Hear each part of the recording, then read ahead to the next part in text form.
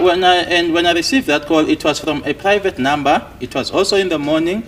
I don't know whether I had already been in Rustenburg for about a week. Yeah, Now let me stop you there. The call that you testify about now, did you get it on the 16th of June 2020 or before then? Locingo okhuluma ngalo ke owalithola ke uthi walithola ngazo i16 zika June noma ngaphambilini kwalokho. Ngithole ngemuva kwe16 June, i16 June singaphambili. Okay, it was after the 16th of June. Okay, then proceed. Sungaqhubeka ke.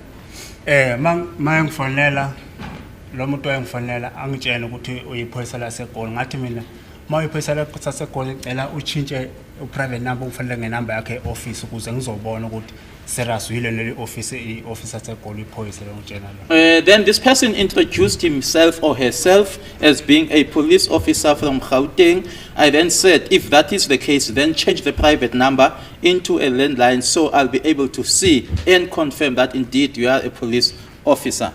Proceed. Yeah, bese ke engifonela ngenamba angisazi wayethi 011 ngisakhumbule kahle. Then this person contacted me with with a 011 number, but it was written Johannesburg. Angibuza ukuthi ngisawufuna nomsebenzi. Impendulo yami ngithi nomsebenzi okanjani lo ngoba mina ngiyasebenza. This person then wanted to know from me, are you still looking for a job or interested in a job? I then inquired, what kind of a job, because I am employed. Can I briefly stop you, Mr. Ntanzi? The person that phoned you, was it a male person or a female person? Sikhuluma la ngomuntu wesilisa noma umuntu wesifazane lo wakufonela? Sikhuluma ngomuntu omama. A female person. Proceed. Bese ke mina ngimbuza igama lakho Thobani. Aqala nje angafuna ukungitshela igama lakho, ngimtshele ukuthi mina ngizokhuluma nami angangitshela igama lakho. I then wanted to know from this person, who are you, or tell me your name. She didn't want to inform me. I then said to her that I won't speak to you if you don't want to introduce yourself. Yeah, bese ke egcina ngitshela igama lakho. Igama lakho wayibiza ke ngoma mfundisi. She ended up in introducing herself, and she referred to herself as being Mamfundisi. Proceed. Emveni kwalokho ke bese ke esho ukuthi cha kahle kahle kunecala ngifunela lona. Thereafter, she then said to me that there was a particular matter or case that she was looking me for. Yeah, bese ke ngimbuza futhi mina. Uthi mawuthi ngifunela icala, uyamazi lo muntu omfonelayo lo kahle kahle noma ushawo wrong number. I then asked her, if you are then saying that you are looking me for a particular looking for me for a with regards to a particular matter, do you know the person that you are calling, or is it just a wrong number that you dialed? Proceed. Bese ke engitshela ukuthi kahle kahle ucela nje ukungitshela straight iqiniso ungifunela icala beka Senzo. She then proceeded by saying that let me be honest with you, and said to me that I'm looking for you with regards to Senzo's matter. Let me stop you again, Mr. Ntanzi.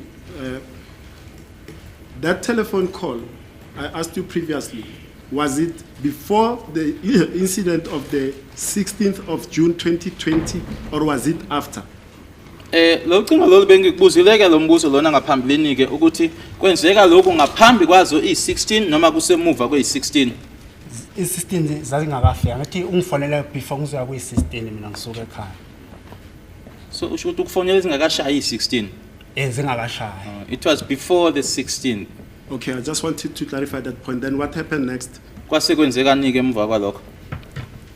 Wase ngibuza ukuthi ngikuphi nendawo eRustenburg. She then wanted to know from me where precisely I was in Rustenburg. Ngamtshela ke mina ngihlala eFreedom Park. I informed her that I was staying in Freedom Park, Phase 2. And what happened after that call? Emva kwalelo cingo ke kwase kwenzekani? Ngahlala nje, ngayihlalela. I just ngangilinde kuya ku medical kahle kahle ngoba ngangibuye emalangeni la eCorona.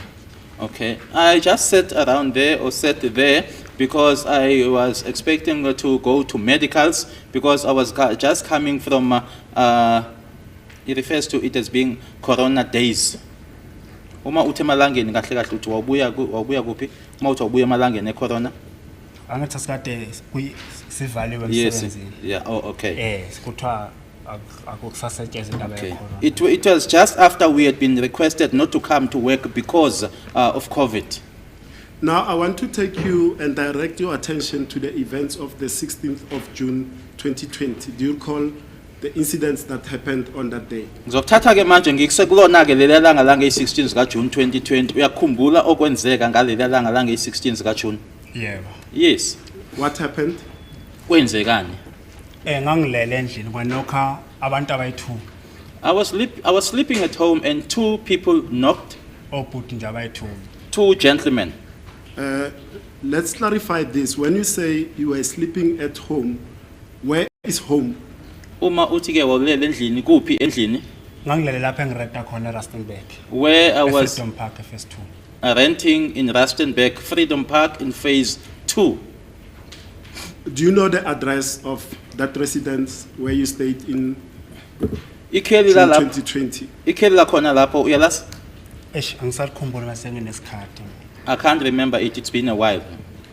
Then what happened as the two males knocked at your residence? Uma ke laba bhuti laba babili ke benqonqoza ke kwasekwenzekani? Ngisukumile ngavula emnyango. I stood up and I opened the door. Then what happened? Kwasekwenzekani? Mabe ngena endlini kwangena obhuti abayi2. Yebo. Bangibingelela ngavula. Two gentlemen came in up when I opened. They greeted and I responded. Proceed. Omunye wasethi hayi sifuna wena Siyanda.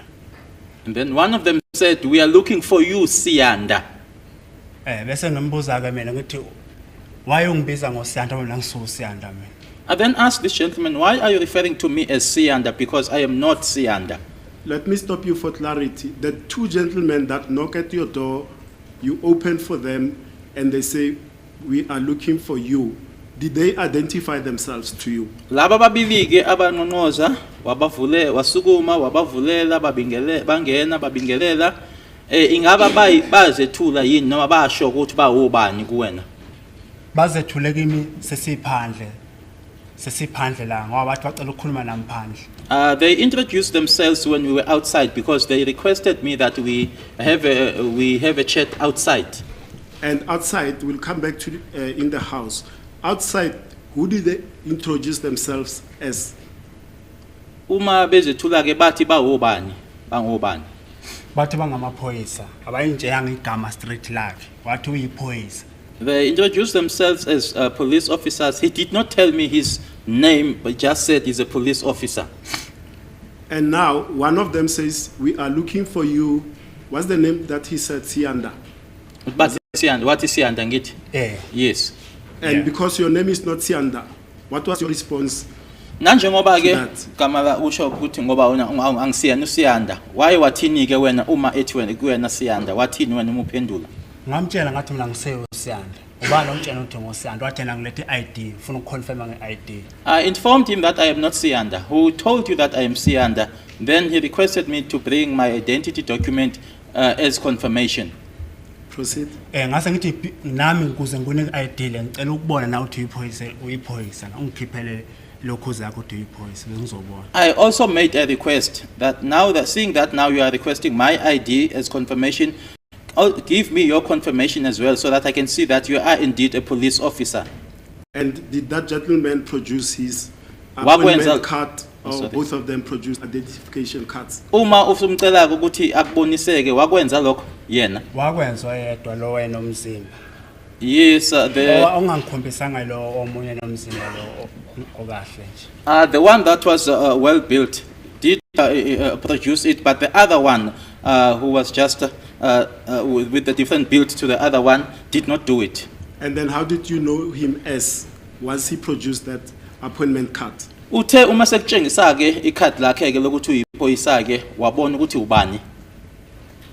Or noma Or did he wathola tell ukuthi you his ubani name? noma Once wakutshela he igama produced the lakhe. identification card. Wagcina yena ekhuluma yena ukuthi ngoba la gama labhalwe lapha lengihlolo ukulifunda. He ended up telling me who his name was because it was difficult. Nekhanda wasengitshela yena ukuthi ubani. Because it was difficult for me to read the name that was written there. I could see just the head or the face, but he then told me who he was. What did he tell you his name was? Wathi kuubani? wathi usayitsheni mkhane Sergeant Mukhane.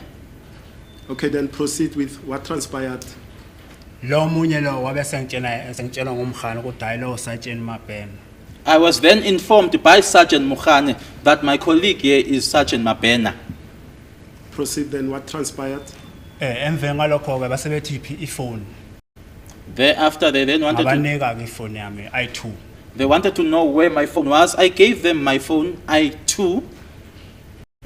And the phones that you gave them, do you still remember the models of those phones? Oh, sorry. Sorry? Sorry.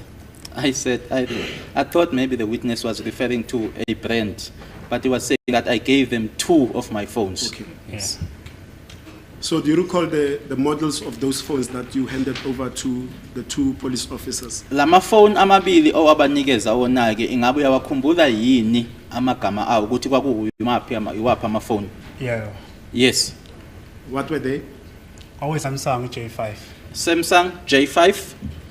And the other one? lenenye lencane kwakungiyasisi ngoba ngangoyifakela iscreen ngalo my headsets amafoni amancane ngalo. The other one was a small phone. It was my sister's phone because I was going to have it to have a screen put on that phone. A small one of those small phones. I'm not sure whether it's a Hisense.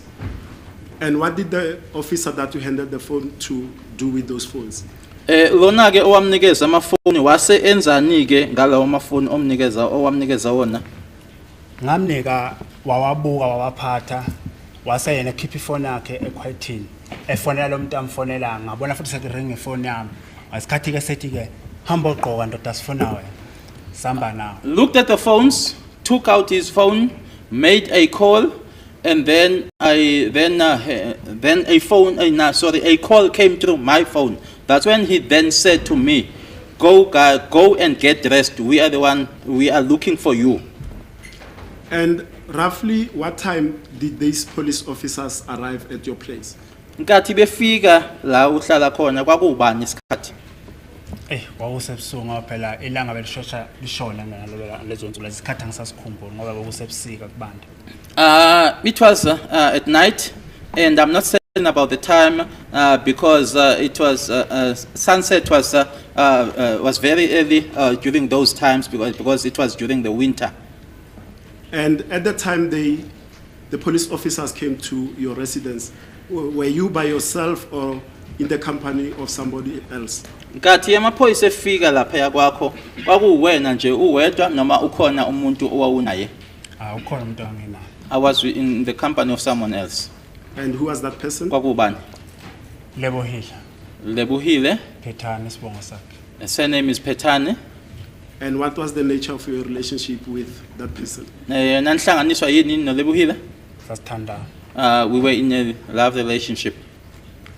Now proceed from where you say they told you, the police officers told you to dress up because they were looking for you. What then transpired after that? Ushilo ukuthi basebethi ke noma ethi omunye ke hamba ogqoka sifuna wena kwase kwenzekani ke emuva kwalokho? Ngihambile ngayogqoka mangibuya ngagqoka nje impahla zami nejacket mangibuya base bengifasa ngama handcuff ngifasa usayitsheni lo ethenga umkhane. I then went to get dressed, came back, just wore my clothes as well as a jacket. When I came back, I was handcuffed by Sergeant Mukhane. Mangilokhu ke ngibabuza mina ukuthi okokuqala nengibiza ngegama ongesilonela ngiphinde ngithatha ifoni athi ifoni yami lo nto le ibizwa ngokuthiwa yini lona komunye lo wasethi ngingababuza amasimba ngathi mina ngibuza ukuthi uthini wase ngishaya ngempama lo omzimba omncane. I kept on asking as to how is it or what is it that's happening. Firstly, you referred to me by an incorrect name, took my phones, answered my phone, and so what is it? And then the other one, that is now the one that is referred to as Mabena, then said to me that I should not ask them nonsense, but that's not the word the witness used. I think everyone heard the word. And he then smacked me. Somewhere else they didn't hear the word in the SCA, for instance. My lord? I said the SCA, they didn't hear the word. Okay. Said don't ask me shit. Yes.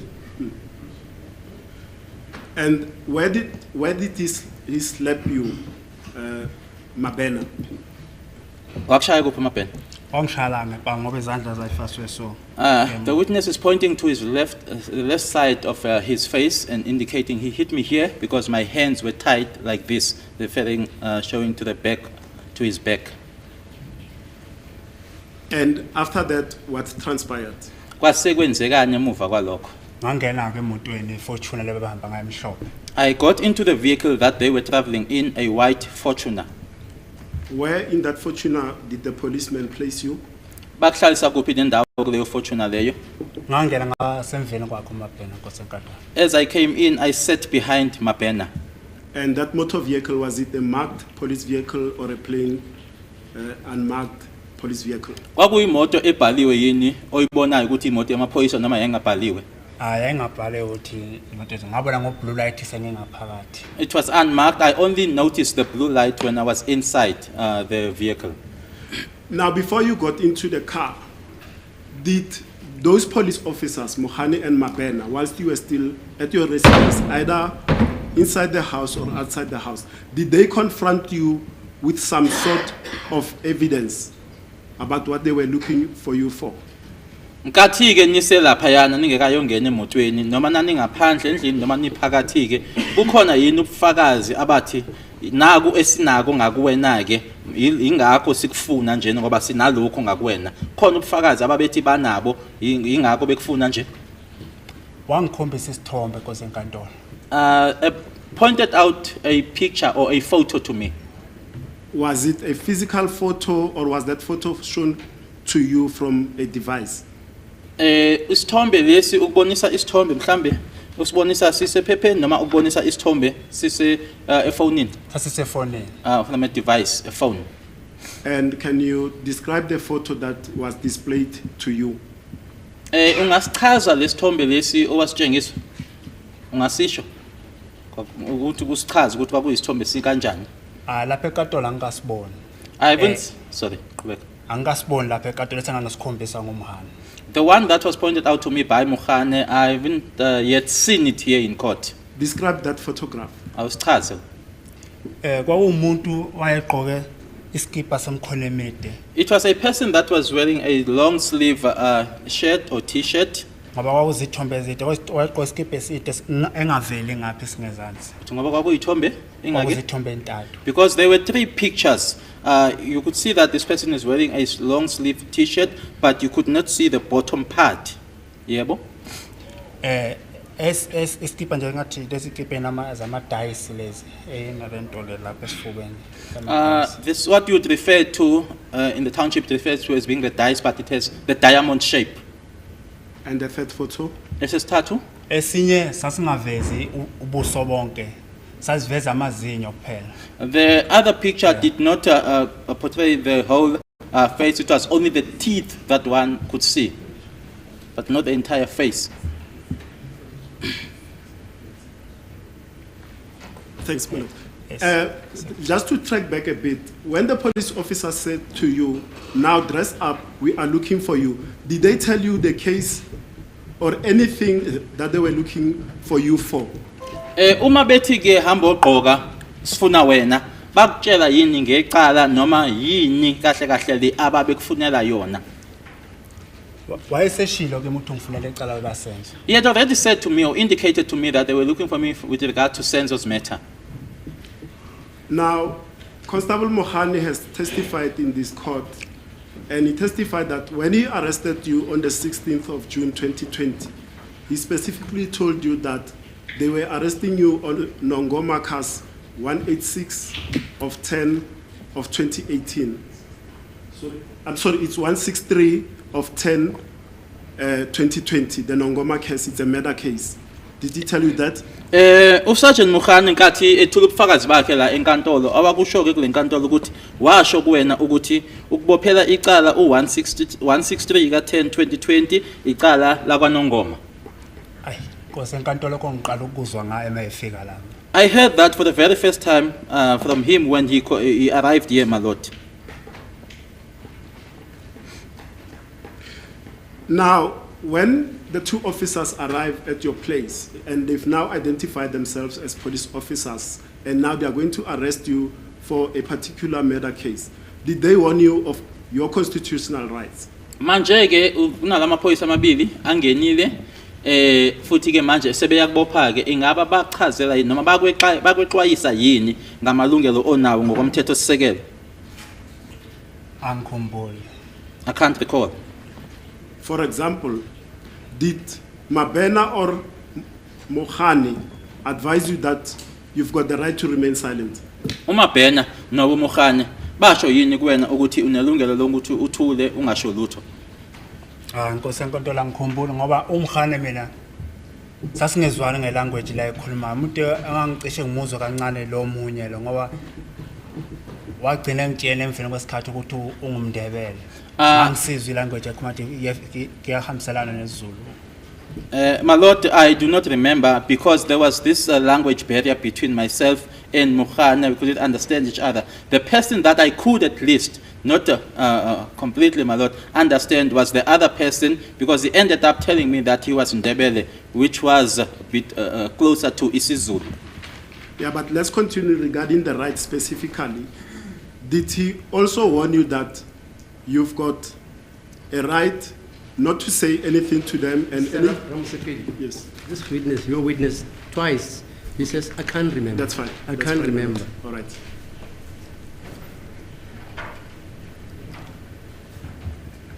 And you've testified now that for the first time you hear that you were wanted on an Ngoma case was here in court when Mohani testified, correct? Usushilo ke ukuthi nkathi kuzokuqala ke mayelana necala lakho noNgoma ukuzwela enkantolo nkathi uMokhane ethula ubufakazi. Yebo Nkosi enkantolo. That's correct, my Lord. Now, as they take you, the police officers, did they tell Kilebogile, your partner, where were they taking you? Nkathi bekuthatha ke behamba nawe basho yini kuLebuhile ukuthi bakusa kuphi? Akaze bamtshene next. They never told her anything. Did they leave their contacts so that she can then phone and know your whereabouts? Ingabe bashiya yini amanamba abo ukuze ukuthi ke abafonele uma azi ukuthi ukuphi nendawo? Cha, akaze bawashiya amanamba. No, they never left their contacts. Now, I want to proceed, you to proceed from the stage when you were placed in a car. Where were you taken? Ngifuna ke manje uqhubekeke kusuka kulesikhathi ke ufakwa ke manje emotweni noma ke ungena emotweni bakuthatha bakusa kuphi? Bangithatha ngangena emontweni sahamba saye e-Pro station le yasePhukeng. From there we proceeded to the Phukeng police station. Why Kodwa was it- masamba lapha endleleni Sorry, wayelokho let me ngibuza cut you. uMabhene imibuzo. Let me cut you, sorry for that. Why was it necessary for them to take you to Pukeng SAPS? Kwakuyini kwakungani bekusa noma behamba nawe beya nawe epolice station yasePhukeng? Babehamba namaphoyisa lana khona kodwa wona wangenanga lapha endlini nami nasejardini aye nje emgwaqeni la. They were in the company of police officers, but those police officers did not get into the premises where I was staying. They were just standing on the road. And those police officers, were they, do you know the station where they emanated from? Lawo maphoyisa lawo ngabe uyazi yini ukuthi babebuya kwesiphi station ngamagama ukuthi babesebenzela kuphi? Ngabona imoto ebhala umbhalo khona ePhukeng. I saw vehicles that were written Phukeng Ngoba na imoto mayisuka eFreedom Park zaya straight khona. because even when the cars left Freedom Park, they went straight there. So let's clarify this. On the 16th of June 2020, the cars that arrived at your place was the Toyota Fortuner and there were other marked cars from Pukeng SAPS, correct? Asichaze nje lokucaceke noma kuzwakaleke ukuthi uthi imoto ezazikhona lapha yana kwakho noma lapho ohlala khona kwakuyile Fortuner kanye nezinye imoto ezayibhaliwe owabona ukuthi zibhalwe Phukeng. Yeah. Yes. Now you are in the motor vehicle being transported and you were about to explain where you were transported, but first this one. How were you handcuffed then in that car? Emotweni ke manje phakathi ke wawufaswe kanjani? Ngihleli so izifaswe ngemuva izandla. I was seated like this, the witness his hands being at the back. My hands were behind me. You can proceed from then. Usungaqhubeka ke. sihambile ke saze safika masihamba lapha ngemoto endleleni uMabhena lokho engibuza ukuthi ngangekuphi kushona uSenzo. We proceeded, but as we were traveling, Mabena kept on asking me where I was when Senzo passed on.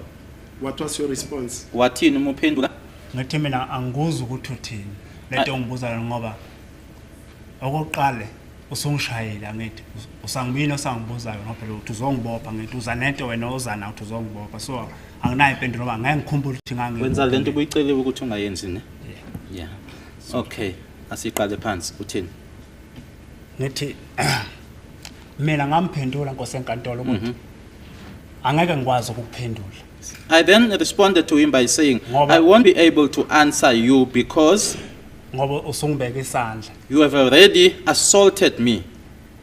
Okunye uze lapha ke umuntu uzongibopha ngibophela icala malo uyaphinda ungibuza imibuzo futhi. And secondly, you came to me and said to me that you are here to arrest me for a matter, but still you are asking me questions. Athuleke bese sihamba sesingene khona ePhukeng phakathi ePolice station. He then kept quiet and then we drove into the police station in Phukeng. What specifically happened at Phukeng, SAPS? Khona ke lapho ePhukeng le kwenzekani yini eyenzeka epolice station lasePhukeng? Ngahlala emotweni naye lo Mabhena umkhani waphuma wangena ngaphakathi yena. I remained in the vehicle with Mabena and Mukhane went inside. Proceed further. Qhubeka. Emveni ngalokho ke ngabona esedumisa ese reverse imoto esiphuma hamba. Thereafter, I then saw him then switching the ignition on and then the vehicle left. Proceed further. Qhubeka. Yeza ke imoto yaze yafika lapho engazi khona le police station la angangayazi. Mawuthi la kuphi? La ePitori. Okay. The vehicle then proceeded to this unknown police station here in Pretoria. And later on, during the course of your incarceration, did you learn the name of that police station? Kamuva ke sewulapho ke kule police station ngabe wase ulazi ke igama lalo police station le? Cha ngilazi emveni kwesikhathi kosenkantolo. It was only after a while that I got to know about it. And what was the name of the police station? La kwakuyini igama layo? The police station? Emveni kwesikhathi. Musuyazi wathola ukuthi yini igama layo police station le? Pretoria Mot. Pretoria Mot. No, not on Mot, I'm sure la. Moot, M-O-O-T. Okay. A moat in English, M-O-A-T. If I may clarify, evidence has been led in this court by Mohane, Mohola, and others that on the 16th of June 2020, you were booked at Pretoria North SAPS. Would you recall that? Sekunobufakazi ke obethulweke kule nkantolo ke Mukhane kanye nabanye ukuthi ngazo i16 zika June lezo 2020 ipolice station abayokufaka kuyona ke noma bayokubhuka kuyona ke kwakuyi Pretoria North. Would you agree with that? That's the police station that you were booked at. You won't dispute that. Ngavuma noma ngakuphikisa lokho. Bona bathi Pretoria North. Police station ngangakayazi ubami. I wouldn't dispute it because I myself I didn't know the name of the police station. Now, let's go to the events of the 17th of June 2020 at Pretoria North Police Station where you woke up on the morning of the 17th. Do you recall that date? Asindluleke manje siye kulanga elandelayo ke lazo 17 zika June 2020 ila owavuka ke manje uvuka kuleyo police station leyo uyalikhumbula lelo langa lelo? Yeah, what was the 17th? Yes, it was the 17th. Could you explain to the court what transpired on that date? Ngayichazela ke inkantolo ukuthi kwenzekani ngalelo langa. Yebo, ngosenkantolo nge17 kwaqala kwafika umuntu oyiwana ephethe camera hamba nomkhana. My lord, there was a person that arrived. That person was in possession of a camera and accompanied by Mukhane. Proceed. Yebo. Umkhana nguye wangivulela eseleni phakathi. Mukhane is the one who opened the cell for me. Proceed. Yep. Ngamanje la kune passage la. wase lo muntu lo athi angime straight ngithatha ithombe. I just stood in, there was a passage there, I stood there. That person then instructed me to stand up straight and took photos of me. Proceed. Waphinda athi angikumule nepahla ngithatha ithombe ufuna ukubona umzimba la ngaphezulu. Also instructed me to undress or take off my clothes, the my upper clothes, as well as to see my body. Waphinda athi angigumule necathulo. Also instructed me to take off my shoes. Proceed further. Yeah. Base bengiphinda bengibuyisele eseleni ngaleso sikhathi leso. And at that time they then took me back to the cells. And did anything again happen later on the 17th at the? Waphinda wabuya kosenkantolo enomkhane no eseza no nephoyisa lebengilandana eRustenburg uSergeant Mabena. Mokhana came back, my lord, together with the police officer that he was traveling with in Rustenburg, that is Mabena. Bafika bangivulela futhi base bengicover lapha ama handcuff. They opened up for me and then they placed handcuffs on me. And where did they take you? Baya kuphi now? Kwahamba umkhane phambili Mabena ngemuva ngilandela umkhane. Mokhane was in front, Mabena was behind, and I was instructed to follow Mokhane. And where did they take you? Naya kuphi. Safe nje sangena kwenye nje indawo nje nespace eyayinetafula so. We just got into this spacious place that had a table. Yebo. Mangifika khona kosenkantolo ngafica kugcwele abantu abaningi. On my arrival there, I found a lot of people. And when you arrived at that place, evidence has been led in court that on the 17th by Mokhane Mukhola, that you were taken to a boardroom where you were asked questions or interrogated. Are you talking about the same incident? Kufakazi ke obethule phambi kwalenkantolo ke bathi bakuthatha bakusa kuyovisi elithize ke la owabuzwa khona ke imibuzo ngabe kusho lokho? Yebo bangesimbo angangabuzwa yebo imibuzo. Yes, I was taken there, but they are not the ones who were asking me questions. Okay. And further, you testify now that there were several people. Were those people police officers as well? Nanjengoba uthi wafica kunabantu abaningi labo bantu labo wabafica lapho kwakwamaphoyisa nabo. Angazi uma kwamaphoyisa azange bangitshela futhi ayikho into abangikhombisa yona nkosenkantolo. I'm not aware whether they were police because they never informed me and there's nothing that I was shown. Uyiwani umuntu wagcina ekhuluma nami ngitshela ukuthi ubani. There's only one person who who spoke to me, ended up telling me who that person was, or who he or she was. And who was that person? Kwakubani loyo muntu loyo? Ubaba uGininda. Mr. Gininda. And please proceed further. Qhubeka ke. Utheke mase ngichazela uGininda ukuthi yena uBragwanath Gininda wathi mangikhiphe imask. When he introduced himself that he was Brigadier Gininda, he then told me to remove my mask. And I was keeper ngoba ngambona straight here. I say keeping the mask. He also removed his, and then I could see him clearly after he had removed his mask. And what transpired? Kwasekwenzekani? Emveni kwalokho nkosenkantolo wayesengibuza ukuthi ngangikuphi ngo-October. Thereafter, he then asked me where I was in October. And what was your response there too? Yathini impendulo yakho kulokho? Ngathi mina angisakhumbuli ukuthi ngangikuphi ngoba ngiyasebenza futhi ngumuntu othanda nokuya ekhaya. I then said that I can't remember as to where I was because I am employed and I also like to go home. Let me clarify this.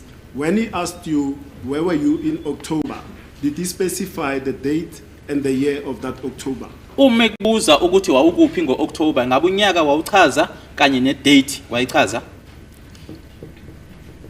Wayichaza yizo sengasakhumbula ukuthi is it 27 or 26 angisakhumbule kahle. He mentioned it, although I just can't remember whether he said the 26 or the 27. I can't remember well.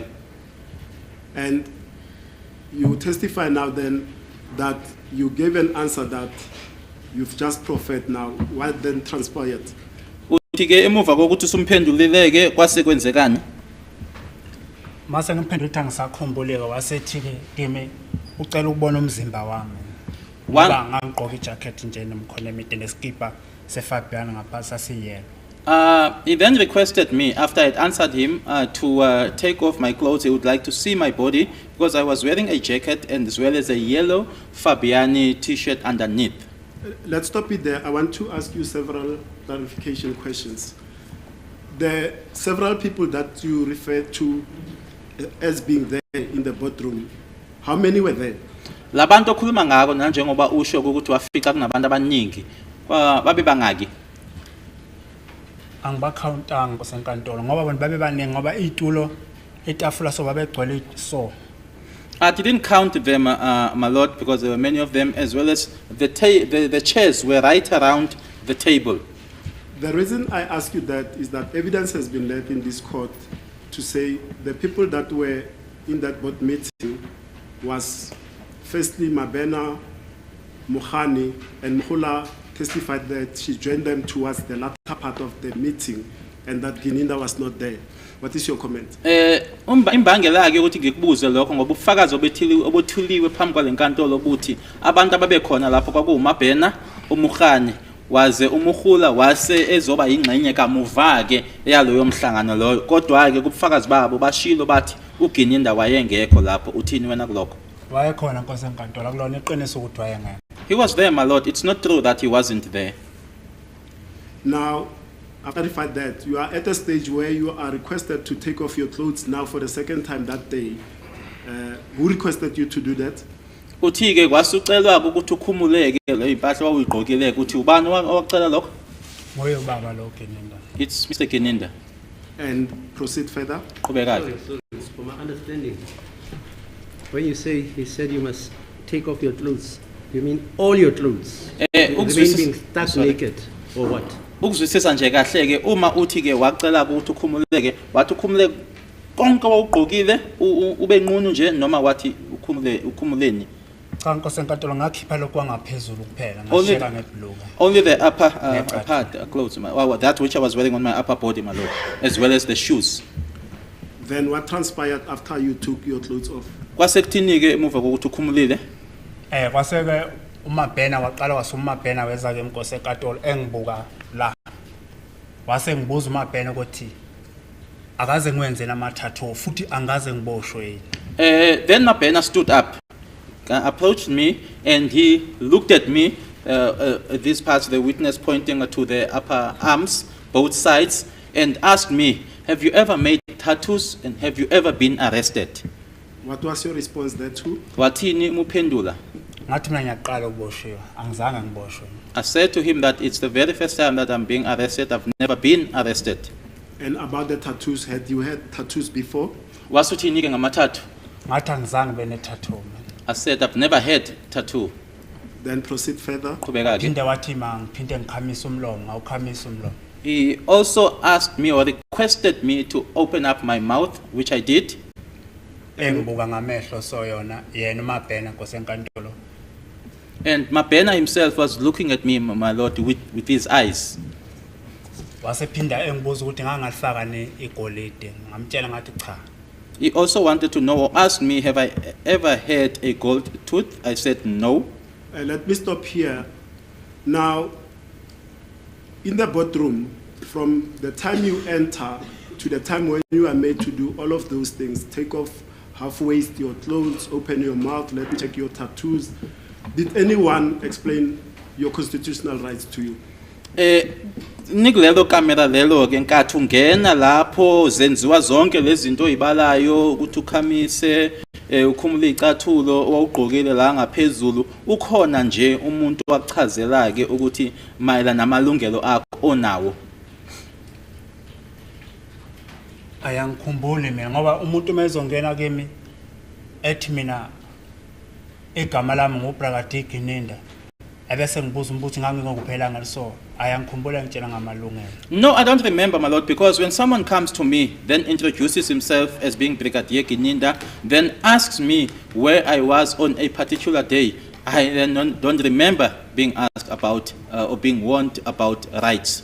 And let's clarify this for purposes of the future. Did he say I'm Brigadier Gininda or I'm Gininda? Because his title by then was not Brigadier. Asikulungiseke lokho ukuthi wathi kuyena engabe yena wathi kuwena ngiuGininda noma ngiuBrigadier Gininda ngoba ngaleso sikhathi leso wayengekabi uyena uBrigadier. So ngifuna ukwazi ukuthi wathini uma eyichaza kuwena. Angisakhumbuli uma wathi banikhona igama libizayo vele ngangimashine igama lesibongo sakhe mina kwasenkantolo. I can't remember, my lord, but there is a name that he mentioned, my lord. But he mentioned his surname. Now, regarding the taking off of the clothes, Mohane and Mohola have testified in this court and have denied the allegation that you were made to take off your clothes.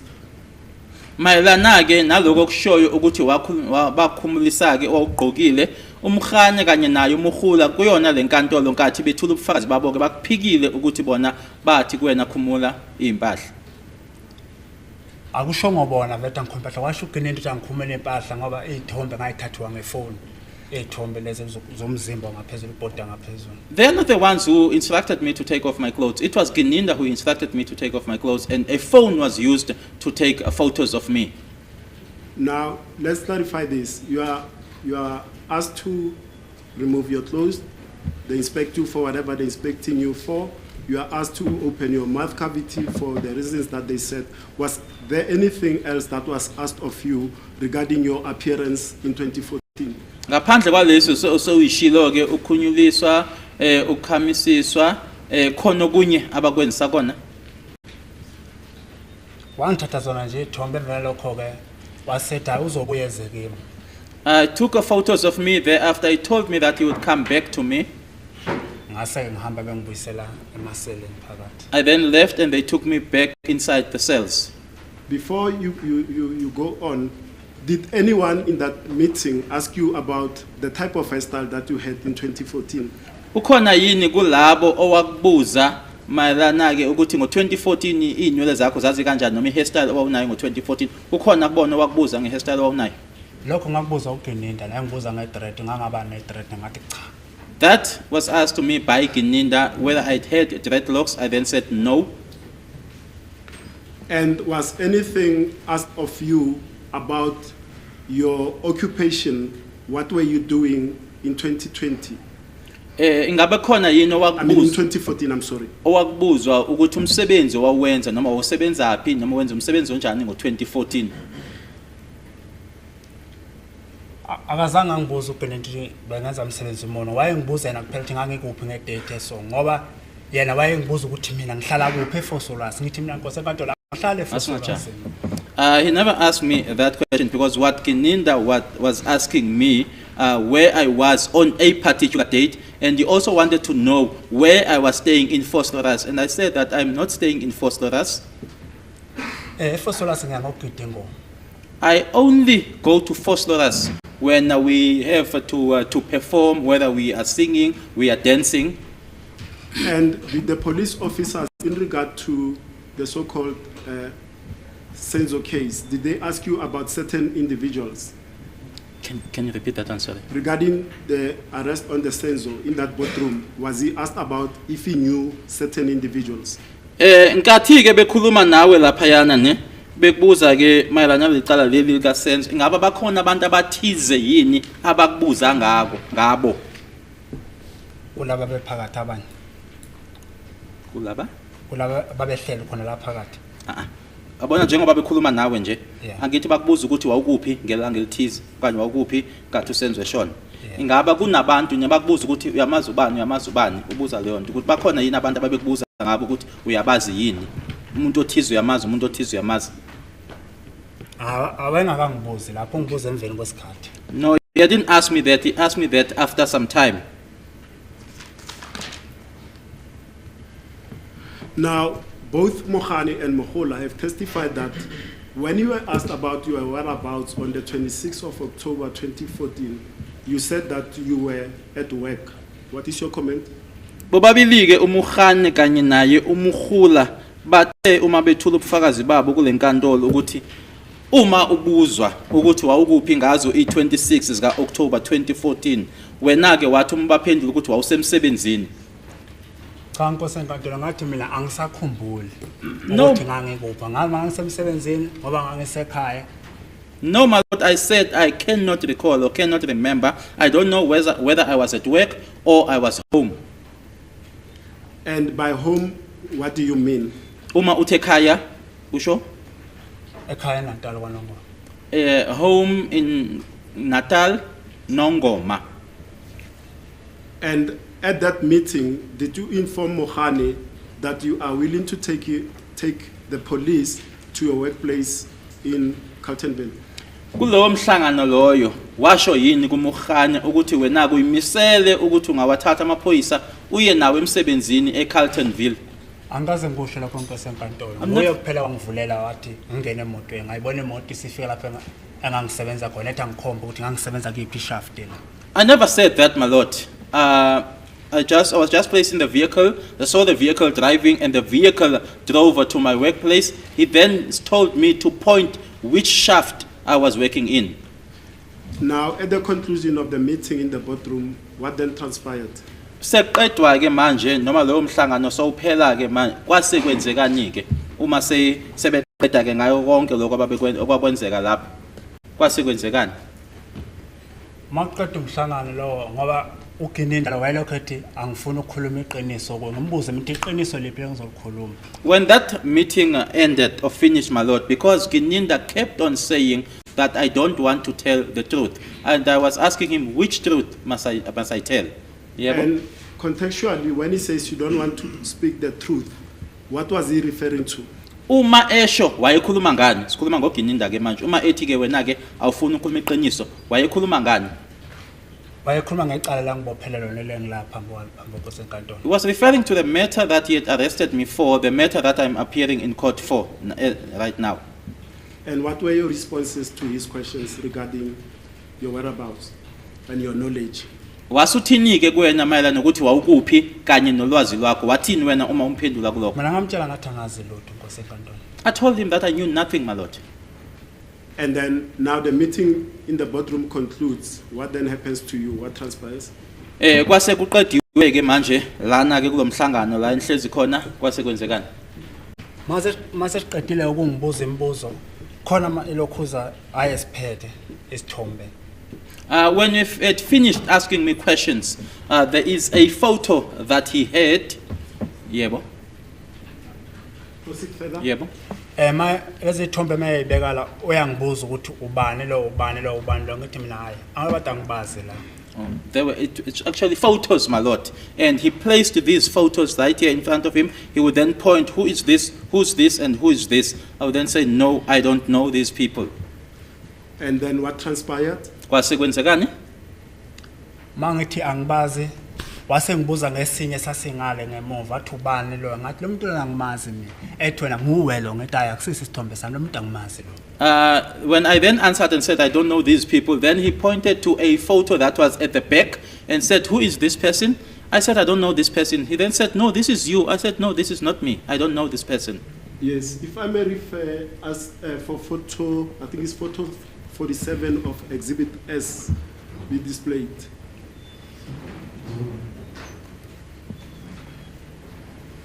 If you look at the monitor, is that the photo that you are referring to? Isona lesithombe ukhuluma ngaso? Yebo yisolesi. Yes, it is this photo.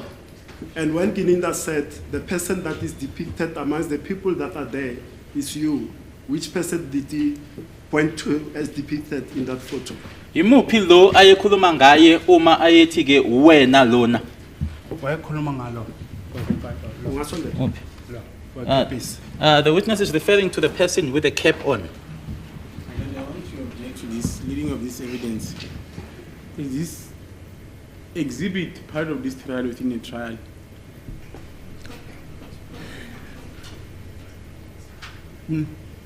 This court, please. As the court pleases, my lord, this has been disclosed to us. It's part of the totality of the case. No. We are in a trial within a trial.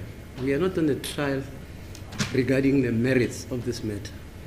The question which this court must decide upon after having declared a trial within a trial, because accused number 1 and number 2 disputed that they had freely and voluntarily made the alleged confessions. And the law says you must declare a trial within a trial. As the court places, my And lord. that it's a circumscribed, Yes, compartmentalized interlocutory inquiry. as the court It has places. nothing to do with drinking Coca-Cola at No, that's fine. That's fine, my lord. I'll withdraw that question. Now, that questioning by Gininda on the 17th, did he ask you anything further? Leyo mibuzo leyo ke owayibuzwa uGininda ngalelo langa lange-7 khona okunye akubuza kona.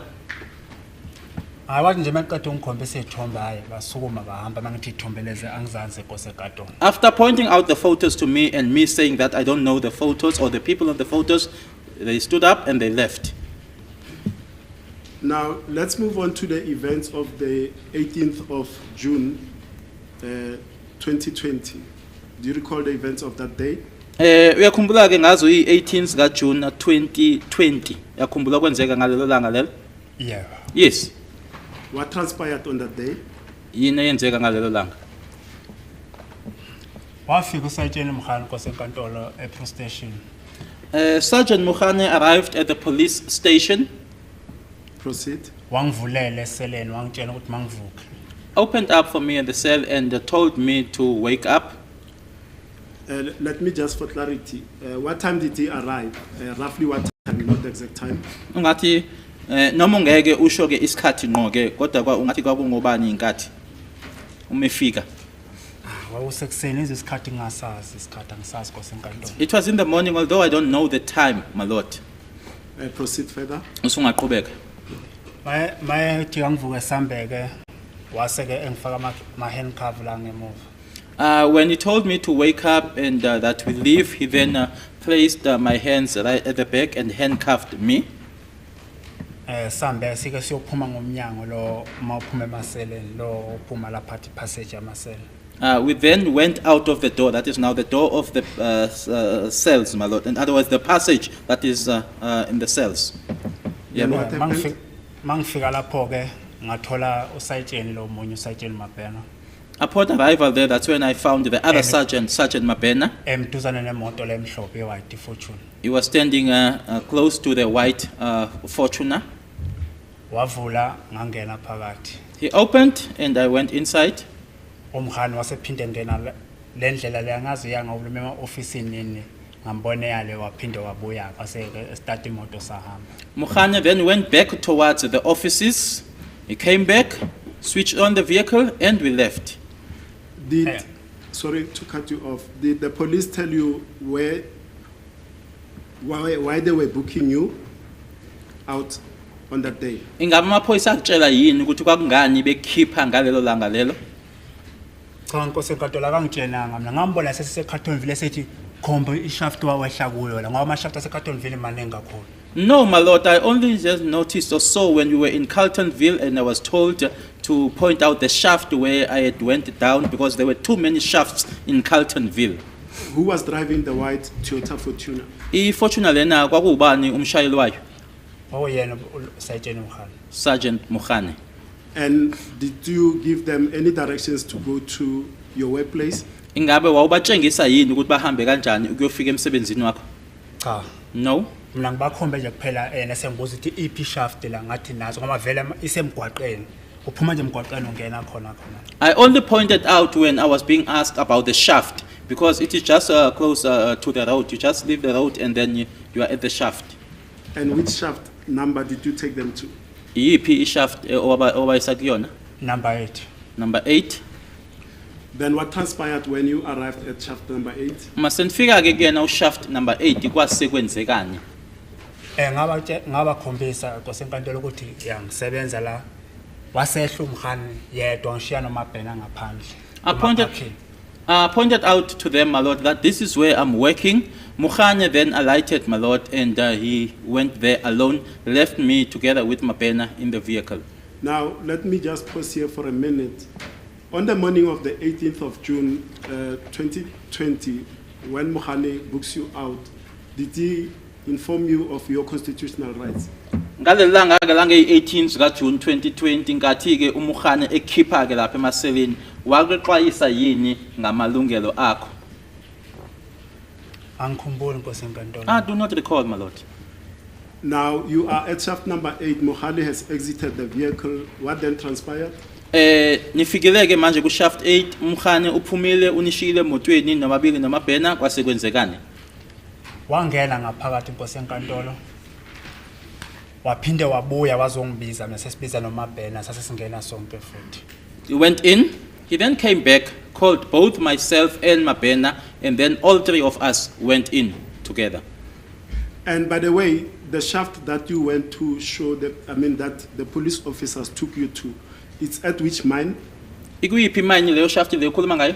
Isecartonville, East Fontaine egama la. East Reef Fontaine. Yes, banya ko. Carltonville, East Reef Fontaine, Sibanye, Stillwater, my lord. Proceed further when they took you now inside the premises of the mine complex. Qhubeka ke nangena nobathathu. Singenile ke ngaphakathi ke sahamba. Angimazi lo munye lo wayehamba la umkhali umlungu eyosikhombisa ioffice le eShaka.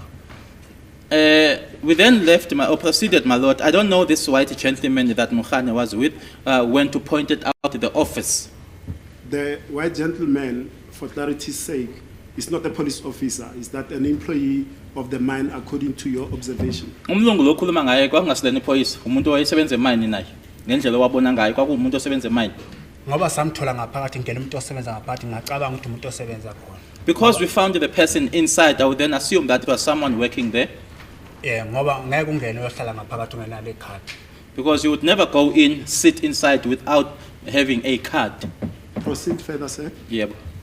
Sase singena ke office le eSharo.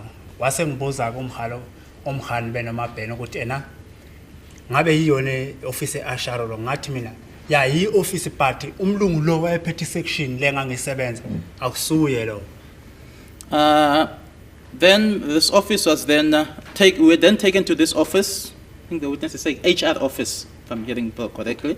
HR office, and what when aksiyana le office? Yili office kodwa umlungu lo engamthola phakathi ehlele Yeah. computer kwangesiyo le Right. ngamazi. I then confirmed that this was indeed the office, but then the person or the white person that I found there, busy on the PC, I said, this is not the one that I know.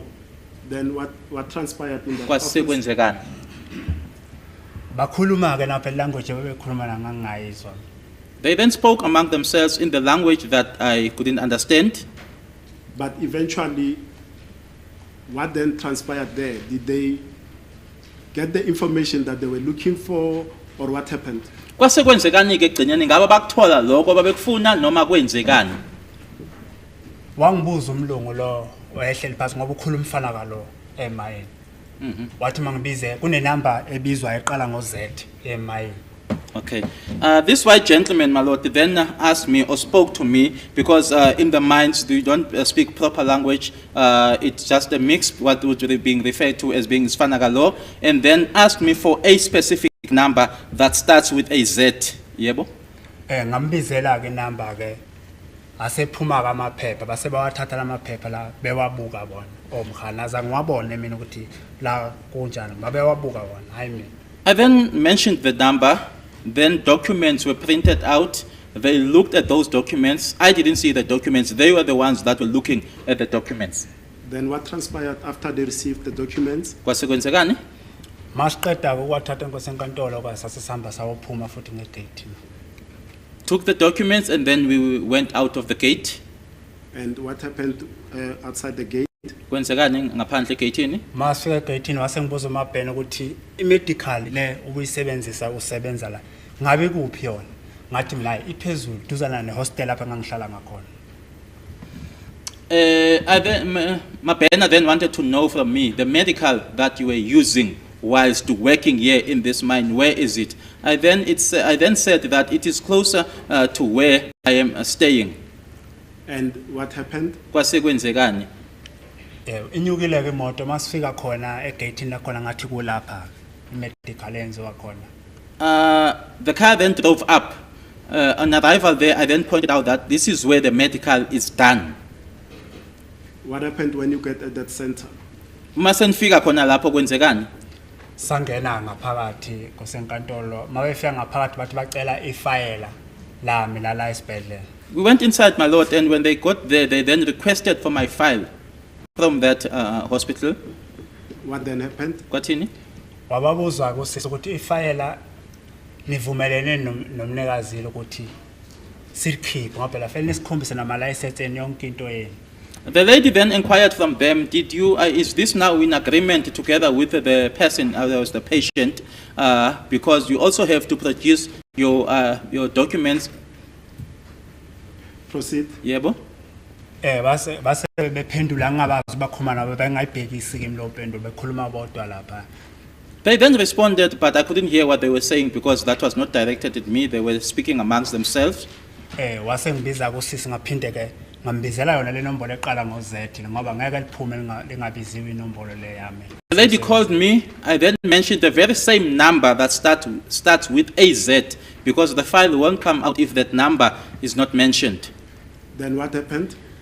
Base becheck-a base bethi sicela usicheckele ukuthi ayikhona injury engayireport ngo-October mina la. They then requested for her to check as to whether was there any injury that I reported in October. And was that information furnished to the police officers? Ngabe ke bakunikwa ke lokho? Banginingi ngoba ngaba amaphepha bawaphethe. It was furnished because I saw them in possession of documents. Did anything further happen in that office? Kukhona okunye okwenzeka kulelo office lelo?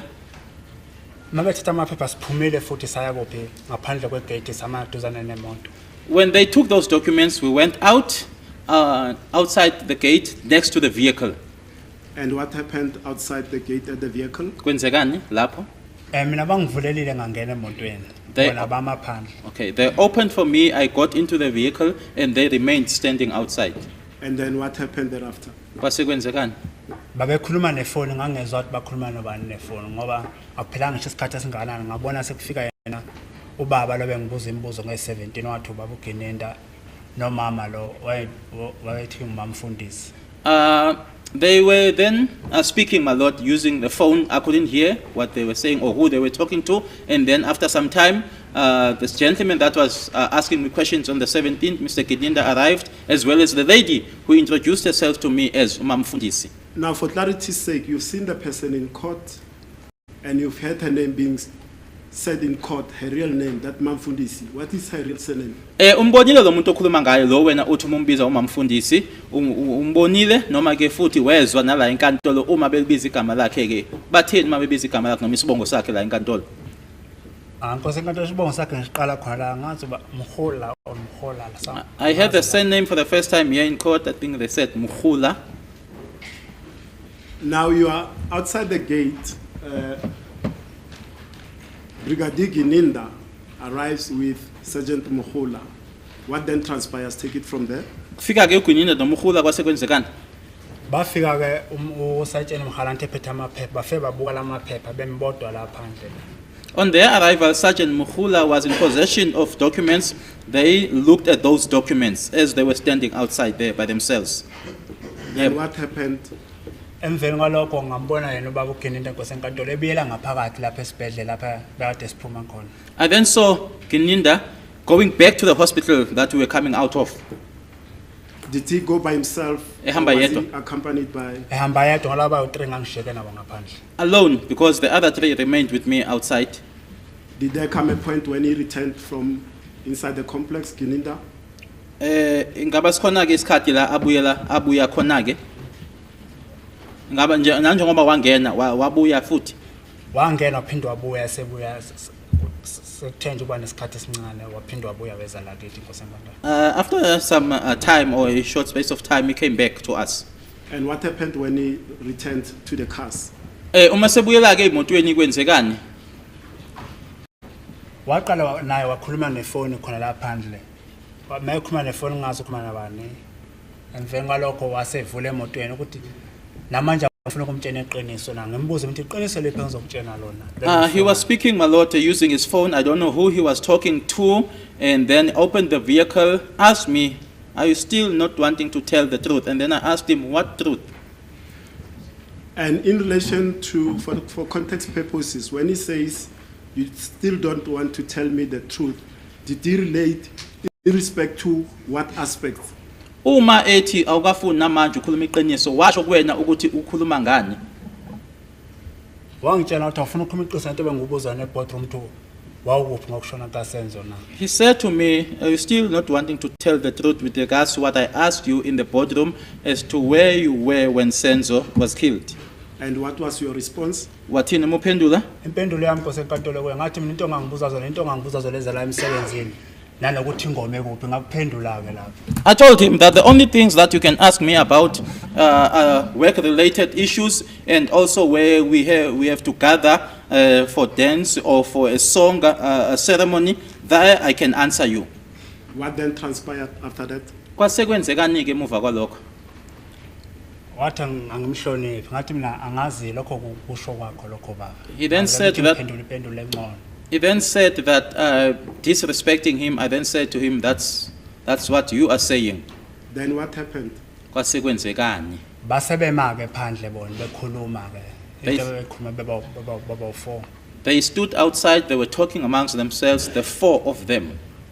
And once they've done speaking amongst themselves, what transpired? Kwasekwenzekani mase beqedile ukukhuluma? Mabeqeda ukukhuluma nkosenkantolo uGininde wasengena emotweni ke nomama lo mamfundisi. Then Gininda got into the vehicle together with the lady Mamfundis. Mbiza ngesibongo sakhe ngithi. Uzwile mase isibongo sakhe. Mbiza ngaso isibongo sakhe. Usayitshela umholo. Sergeant Mukhula.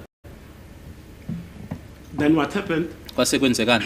Ngashiyeka ke nkosenkantolo nomabhena nosayitsheni lo umkhami. I then remained behind with Mabena and Sergeant Mukhane. And did you know where they entered? Did they leave or did they enter the mine complex? Ingabe ba Gininda and Mukhula. Gininda and Mukhula, I'm sorry. uGininda noMukhula ingabe bahamba noma bangena ngaphakathi emine? Hayi bajika baqhama ngendlela leyo phela thina sasimi indawo yeso sasimi la mozongena sibheke indawo iyehlela. My imoto ijika ihamba straight angibona noma yangena ngaphakathi noma yahamba straight angibona. They turned around because from where we were positioned, my lord, one cannot see as to whether they drove inside or they left. Now, Brigadier Gininda testified in this case and he said the following.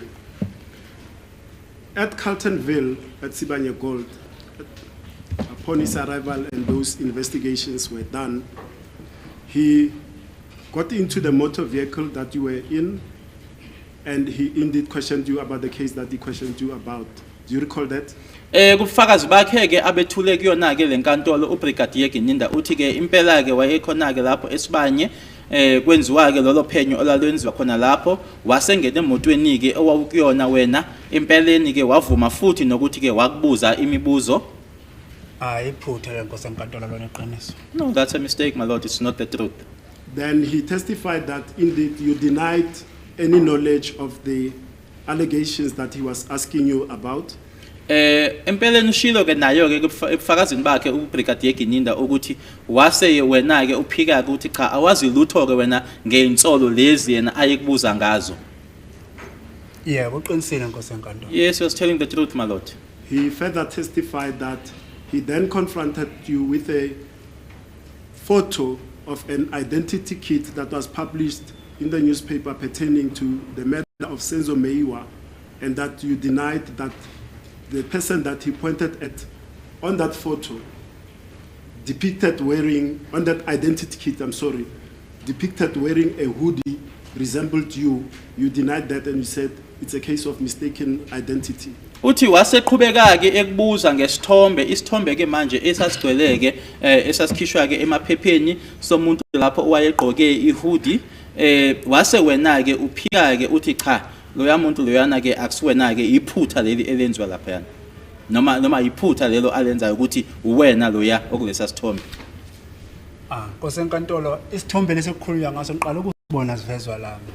The first time I saw that photo, my lord, it's when it was depicted here.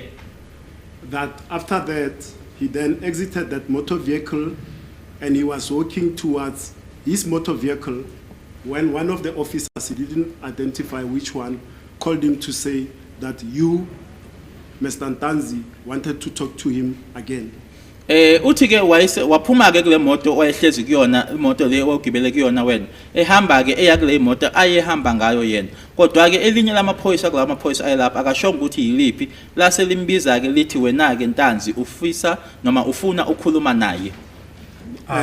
Iphutha Nkosi enkantolo. That's a mistake, my lord. My lord, I think that's an opportune time. It's heading towards 11:30. Should we then take a short break? 15 minutes.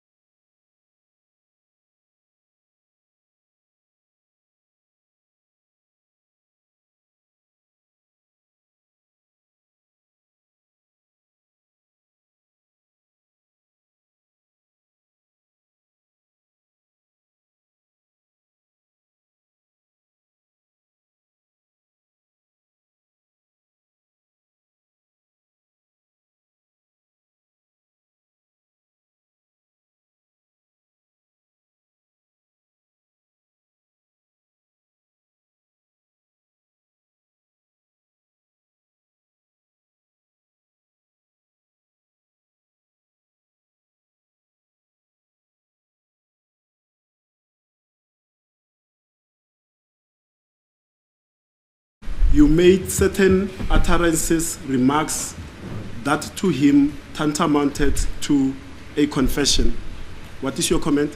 Okunye futhi kubona ubufakazi bakhe ke uBrigadier Gininda uthe nkathi ekhuluma nawe kunezinto owazisho kuyena ke lezo zinto lezo waseyithatha ke ngokuthi ke lokho ukugonyuluka nama ngathi ukuvuma ke uthini wena kulokho.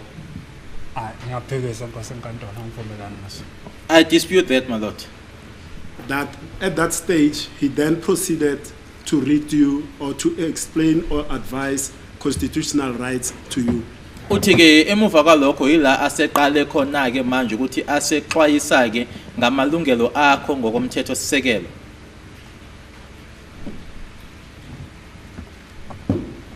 Bengicela nkosenkantolo umelana bengichasisele ngama rights la. Mhlambe khona lapha engezwe khona kahle. I would like, my lord, to request my legal representative to explain to me or to tell me about the rights. Maybe there is somewhere where I'm missing it. So the procedure is that normally when a police officer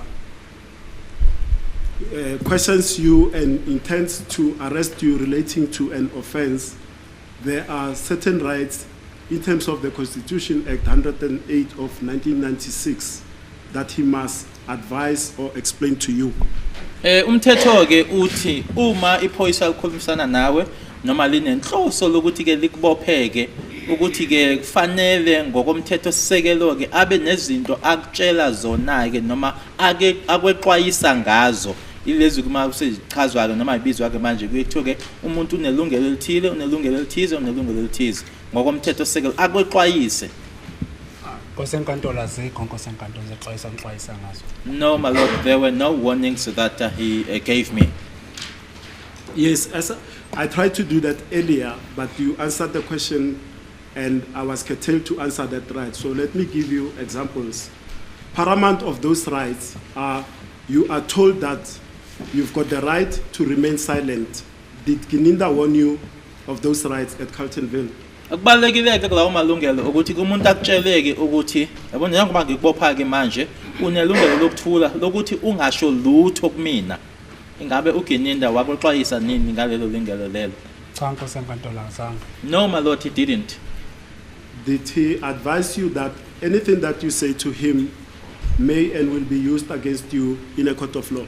Ngaba wakuxwayisa yini ukuthi noma yini oyishoyo kuyena leyo nto leyo ingasetshenziswa nabo njengoba sihlangene la manje icala liyaqulwa ukuthi leyo nto leyo isetshenziswa nanjengobufakazi ngakuwena? Cha nkosenkantolo. No, my lord.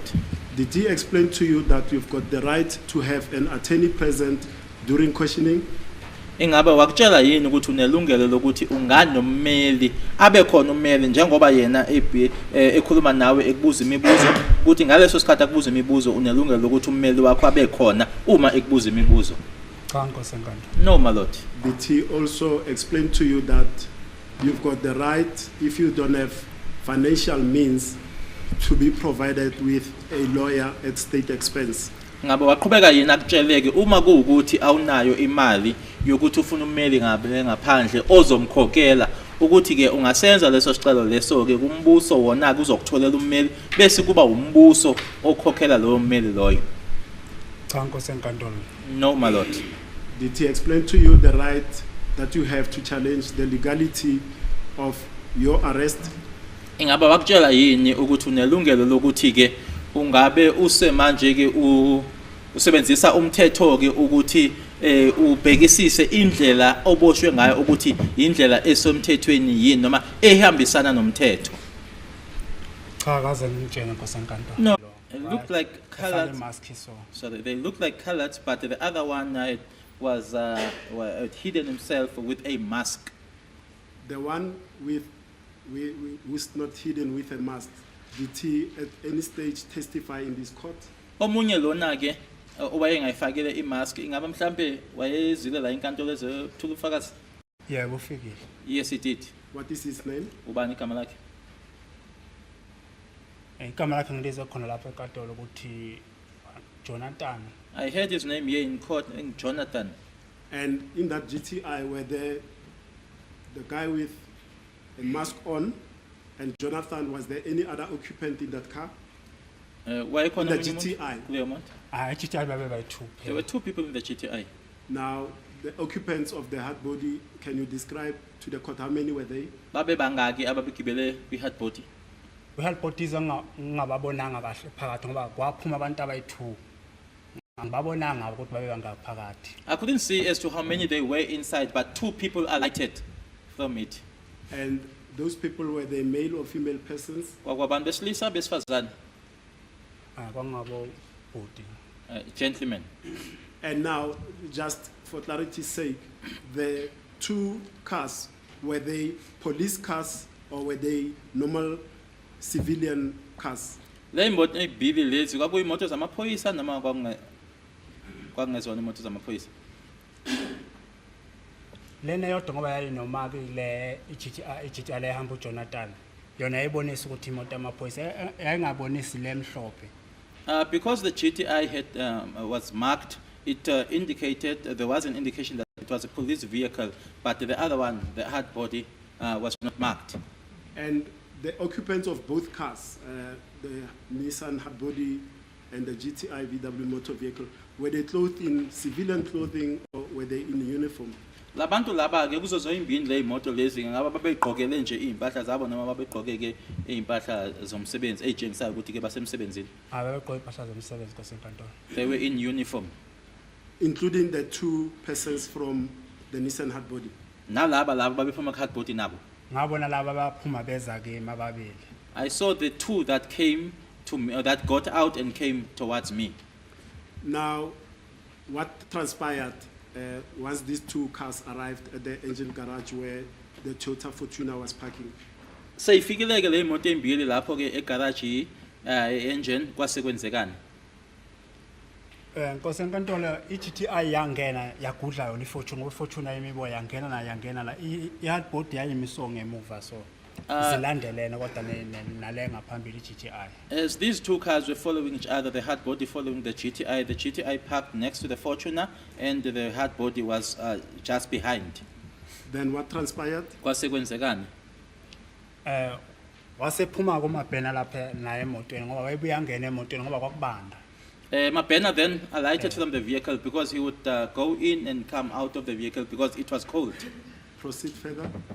Baphuma bakhuluma bonke nje bemlapha ngingabezwa ukuthi bathini. They got out, they were all speaking among themselves over there and I couldn't hear what they were saying. Proceed. Emveni kwalokho waseza ke uMabhena wangikhipha la kule moto le iFortune wangifaka kule GTI le. From there, Mabena then came to the Fortuner, took me out of the Fortuner and placed me in the GTI. Were you still in handcuffs at the time? Usafabuza nkosi nangaleso sikhathi. Yeah. Yes. How were you still handcuffed? Babefakwe kanjani? Ngalokho bafake ngemuva. My hands were always all the time at the back. And where were you placed in the GTI motor vehicle? Kwasekuthi ku GTI bakubeka kuphi noma bakuhlalisa kuphi nendawo? Ngangena ngapha endaweni ka-driver leya right driver ngaphambili ngangena ngemuva. Just right behind the driver, on the right hand side. And did anyone else get into that car? Khona umunye wangena kuleyo moto. Kwangena uMabhena ngale sandleni sami sokunxele.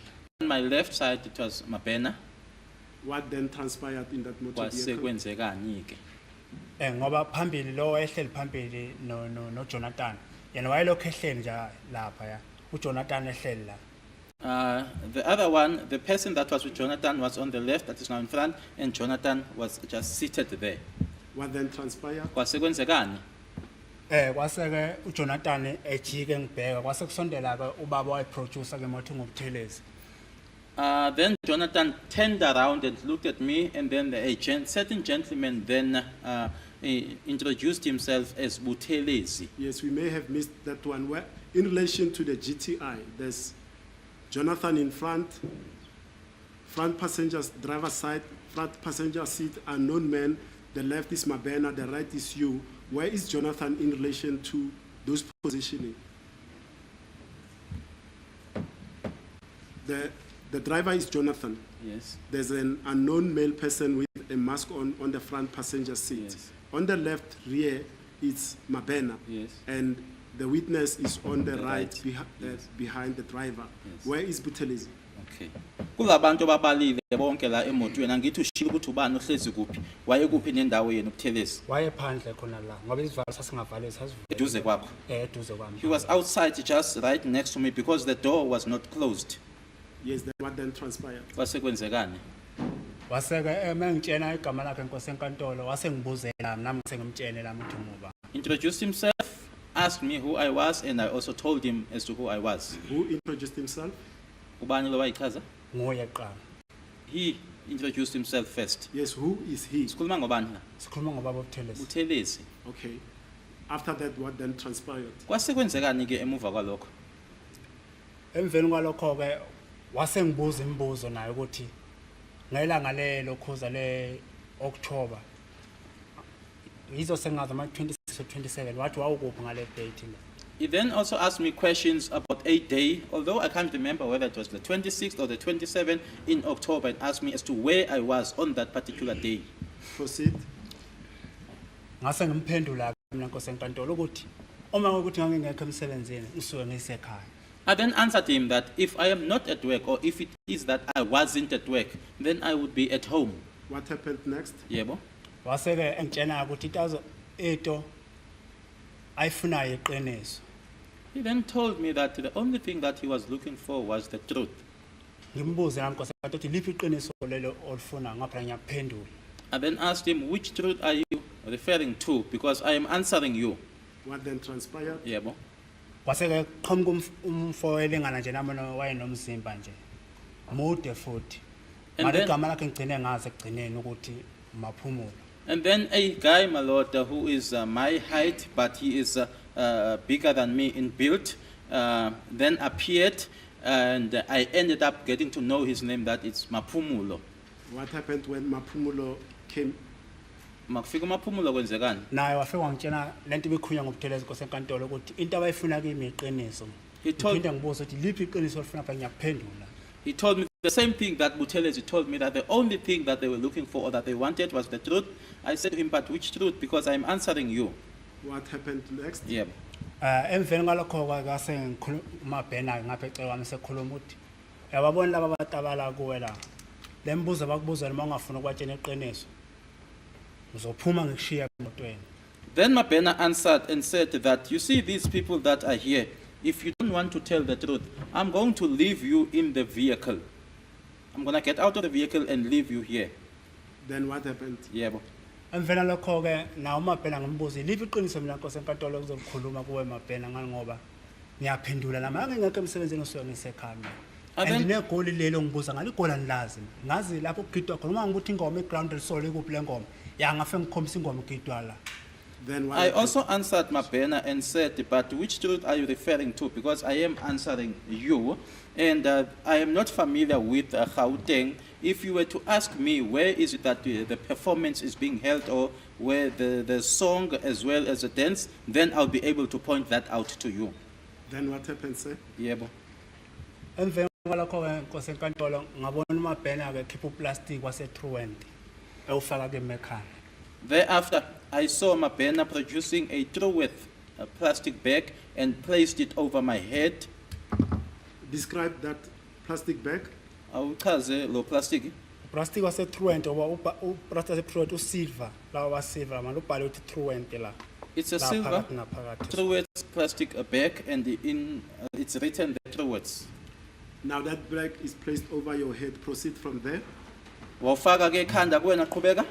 Mawufaka uplastic ekhanda ngithi ngizama ke ugquma uba utheleze ngigrisile ngapha uthi ngingakhona ukuphuma ngephandle ngoba ngangizophuma kube wayengekho ubaba utheleze ngapha engishovela phakathi. And as I tried to jump, my lord, but I was pressed on the side by Buthelezi, because he's the one that was blocking me to go out. Because if Buthelezi wasn't there, I was gonna get out of the vehicle.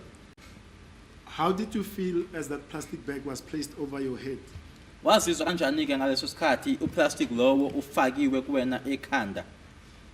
Kwakubuhlungu kimi Nkosi enkantolo ngoba oyelanga lokuqala la eTense. It was hurting to me, my lord, because that was the first time that was happening. Proceed further. What happened Futhi next? namanje abona nje inhliziyo yami Nkosi enkantolo ngelapha kwakhe. Inhliziyo yami ibuhlungu kakhulu.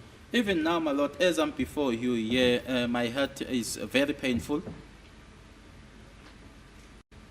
What happened next, sir? Kwase kwenzekani ke? Mabebona ukuthi abalungu leta abayenza ngifuna ukuphuma uJonathan ashove isitulo athi angivule imilenze isitulo singenela ke ngibe sona isitulo esingikhona ukumpressela ngapha ukuthi ngakhona ukuyale nokuyala. And my lord, the other thing that happened was that Jonathan would then push the seat backwards and instructed me to open my legs so that the chair or the seat can get in between my legs.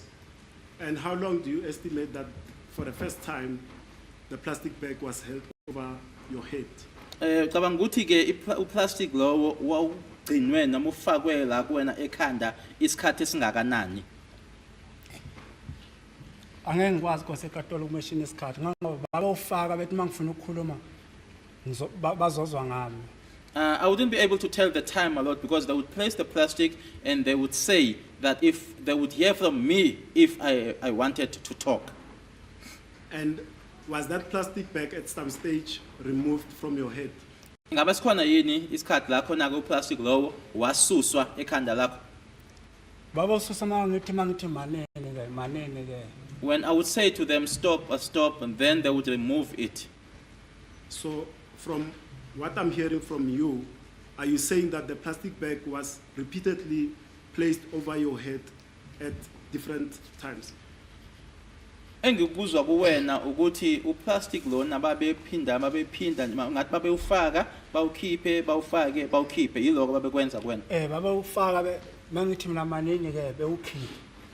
Emveni ngalokho mangithi bethi khuluma mangithi ngithule phinde ubuyela kimi ekhanda. Yes, they would place it, my lord, and then maybe I would say to them, wait, then they would remove it. If then I keep quiet, then they would put it back again. And besides the plastic bag being placed over your head, was anything else done physically to you? Ngaphandle kokufakwa kwawo uplastic kuwena ke ekhanda ngabakhona yini okunye ababekwenza kuwena la kuwena emzimbeni? Yizo kwasenkantolo ngangingabona ukuthi ubani ongishaya ngepama la ngoba phela mangivaliswa engipressile khona ushaya ngepama ngangingabona ukuthi ngishaya ubani but kodwa umuntu engangibona uyena ongishaya ngepama ilona ngangifuna ngangifesene na uJonathan ngoba ngayengeke ubaba uThulezi ukwazi ukugamanxa isandla ngishaya ngepama. Although I would not be to see as to who was smacking me with an open hand, my lord, because the plastic would be covering my head. But I think that the person that would have been able to do that was the one that was facing me, which was Jonathan. Buthelezi from where he was, he could not have smacked me. Now, there's one character that we missed earlier. Let me just add that character to the picture. Where was Mukhane at this time? Wayekuphi ngaleso sikhathi uMukhane? Umkhane ngamgcina esemotweni ehleli khona ngoba cha yena akazange ngibeke isandla kwasenkantolo umkhane. The last time I saw I checked Mukhane, my lord, he was in the vehicle and Mukhane never assaulted me, my lord. Now, in the vehicle, did Jonathan participate in the assaults that were perpetrated on you? Emotweni uJonathan wayingxenye yini yalabo ababekushaya? Yebo, Yes, my lord. And how did he participate? Kanjani? Angithi uma bhena mebamba uplastic uJonathan nawe uyampressa ukuthi ngingakhona uqhuma. When Mabena is holding the plastic, Jonathan would be pressing me so that I wouldn't be able to jump. Ngoba izandla isitulo semoto masimso izandla zakhe zayiphuma la ziza kimvele so uma bhena ngithi ungapha yena umsebenzi wakhe ufaka uplastic bese bepressa lapha kumekhanda. As the seat would be pressed, or the seat would be like this, my lord, so his hands would be protruding from the sides, and so he would be pressing me. And the gentleman in the front passenger seat, did he do anything to you? Lona yena owayehlezi eduze koJonathan phambili, kusihlalo singaphambili khona wayekwenza yena? Cha leyo ofele phone akazangenze nix nje. No, that one was just busy with the phone. He never did anything to me. Ngoba namanje ngengimkhomba ukuthi ngwela ngoba akaze akhiphe mask akazenze nix kimi. Because even now I won't be able to point out that person because he never even removed his mask. He didn't do anything. And at some stage, did roughly, before I go to that, how long do you think that plastic over your head, a slap here and there, how long do you think that event, that incident took place in that car? Kulokufaka uplastic bekhona ke ukushaya ngempama yonke le yanto eyenzeka emotweni ungathi yenzeka isikhathi esingakanani? Because enkantolo kwahlaliwa laphana khona isikhathi. Yizo isikhathi ngeke ngisimeshini ukuthi isikhathi esingakanani. We were there for some time, my Lord, although I won't be able to say precisely how long. Did you suffer any injuries as a result? Ingaba khona ukulimala owakuthola ngenxa yalokho. Because enkantolo ngingasho ukuthi mawufaka uplastic ekhanda kuzoba buhlungu ikhanda ngeke lihlale lingasha ngoba phela uplastic uyashisa because enkantolo and uvala umoya. Yes, my Lord, when a plastic is put over your head, there is no way that that wouldn't be painful or that your head wouldn't be burning because the plastic itches or it is there's heat in there. Now, at some stage, did that, which was the incident in the car, did it stop? Ingaba kwaphela noma ke kwagcina sebengasaqhubeki sebekuyeka lokho babekwenza.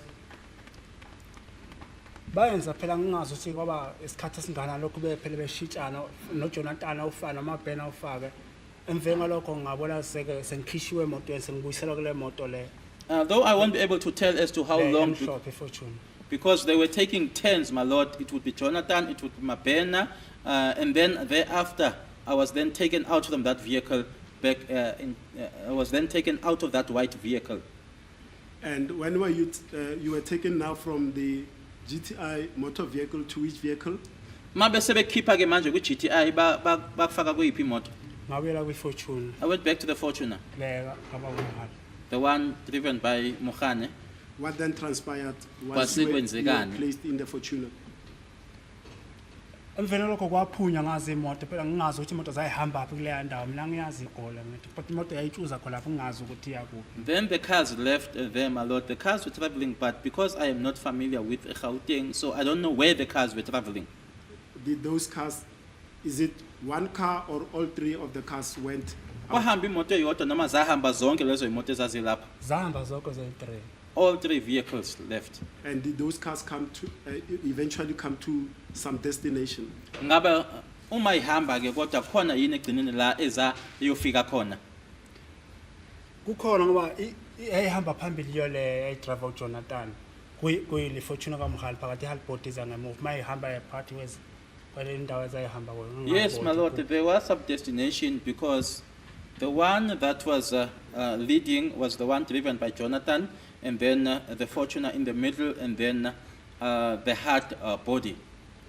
Now, for contextual purpose, what time did you arrive at that engine garage before we leave engine garage? What time did you arrive from Carltonville at that engine garage? Fika kuloya Carlton. Sorry. Uma nifika kuloya engine garage, kwakubani isikhathi? Nisuke Carlton, nafika ke manje kulo engine garage. Kwakubani isikhathi uma nifika kulo engine garage? Ngebhadi nephutha because enkantolo isikhathaya ngangenazi angasibongi nokusibonga ngoba inhliziyo yami yayibuhlungu serious yayibuhlungu. Unfortunately, my Lord, because I did not have time on me, so I cannot tell the time, and I can also say that I was in pain, my Lord. Even my heart was sore. But was it during the day, in the afternoon, dusk, or evening? Kodwa ke ngokubheka kwakho kwakusekuseni, kwakusemini, kwakusebusuku. Kwaseqala kuba mnyama ngoba ilanga lashesha ukushona kubanda kungoJune July. It was now starting, sunset was starting, my Lord, because it was in June, it's winter, so sunset is earlier in winter.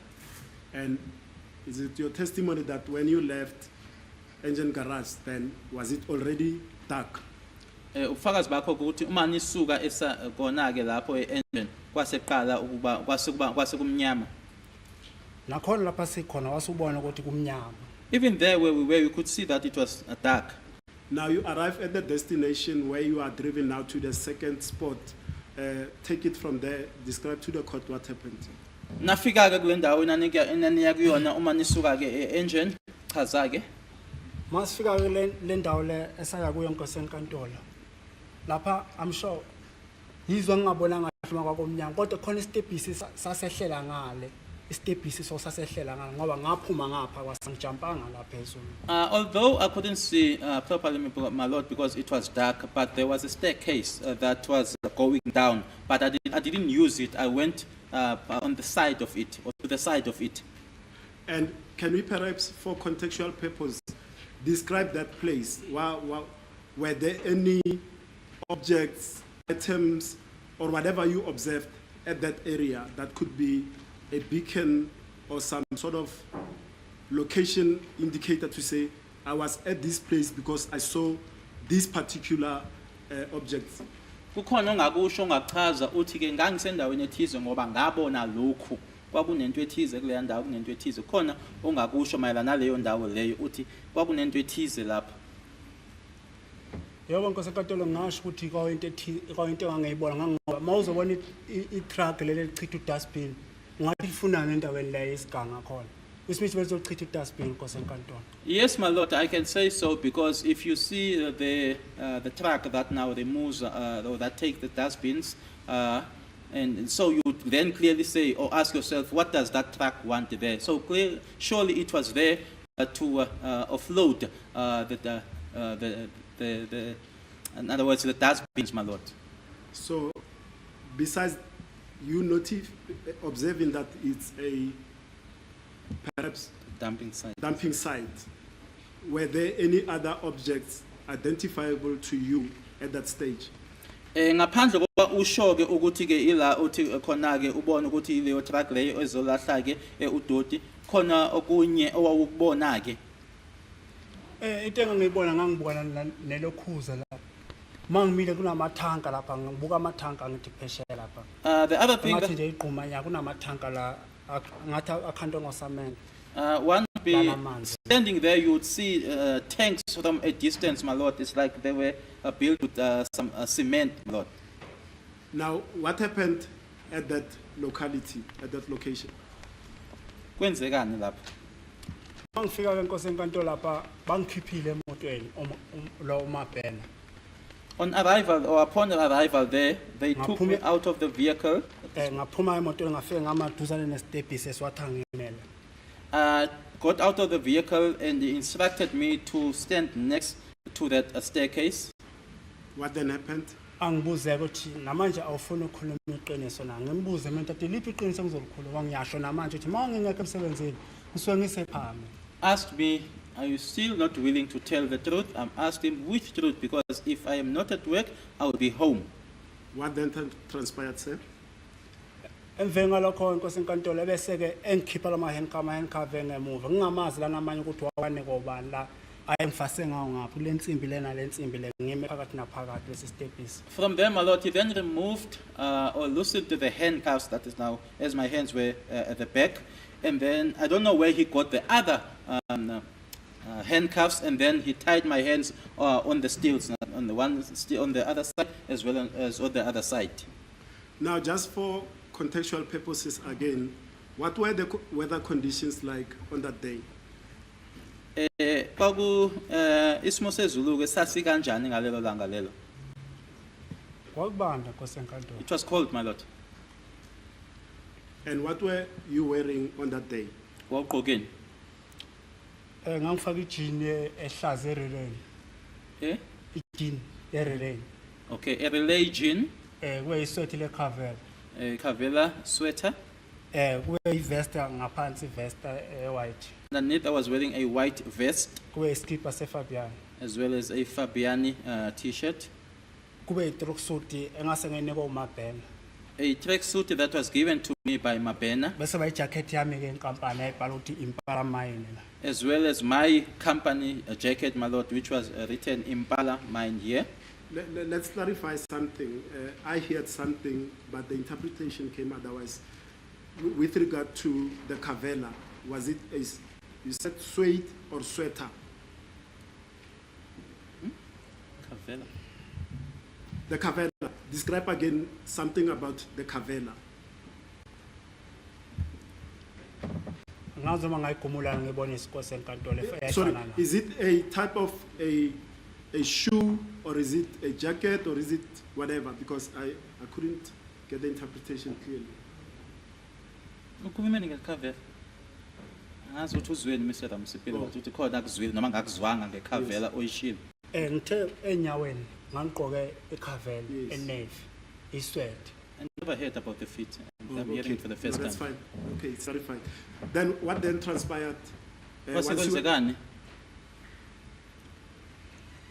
Ke benze into bebeyenza ke emotweni kwasenkantolo ukuthi bafake uplastic la ngoba kumele. They repeated the same thing that they did to me in the vehicle and placed the plastic as I was standing. Who started that process now at this dumping site? Who started the process of putting the plastic bag over your head? Senila kule ndawo ke manje ubani owaqala ukwenza leyo nto? Mabhena oqala lento kwasenkantolo ngoba yonke into ayenzeka kwaMabhena noJonathan. Mabena is the one who started that, my lord, because everything that was happening, it would be started by Mabena and Jonathan. And at the time this plastic bag was placed over your head, was there anything asked of you? Ngalesikhathi lo plastic lona ufakwa kuwena ke ekhanda ikona into owawuyibuzwa.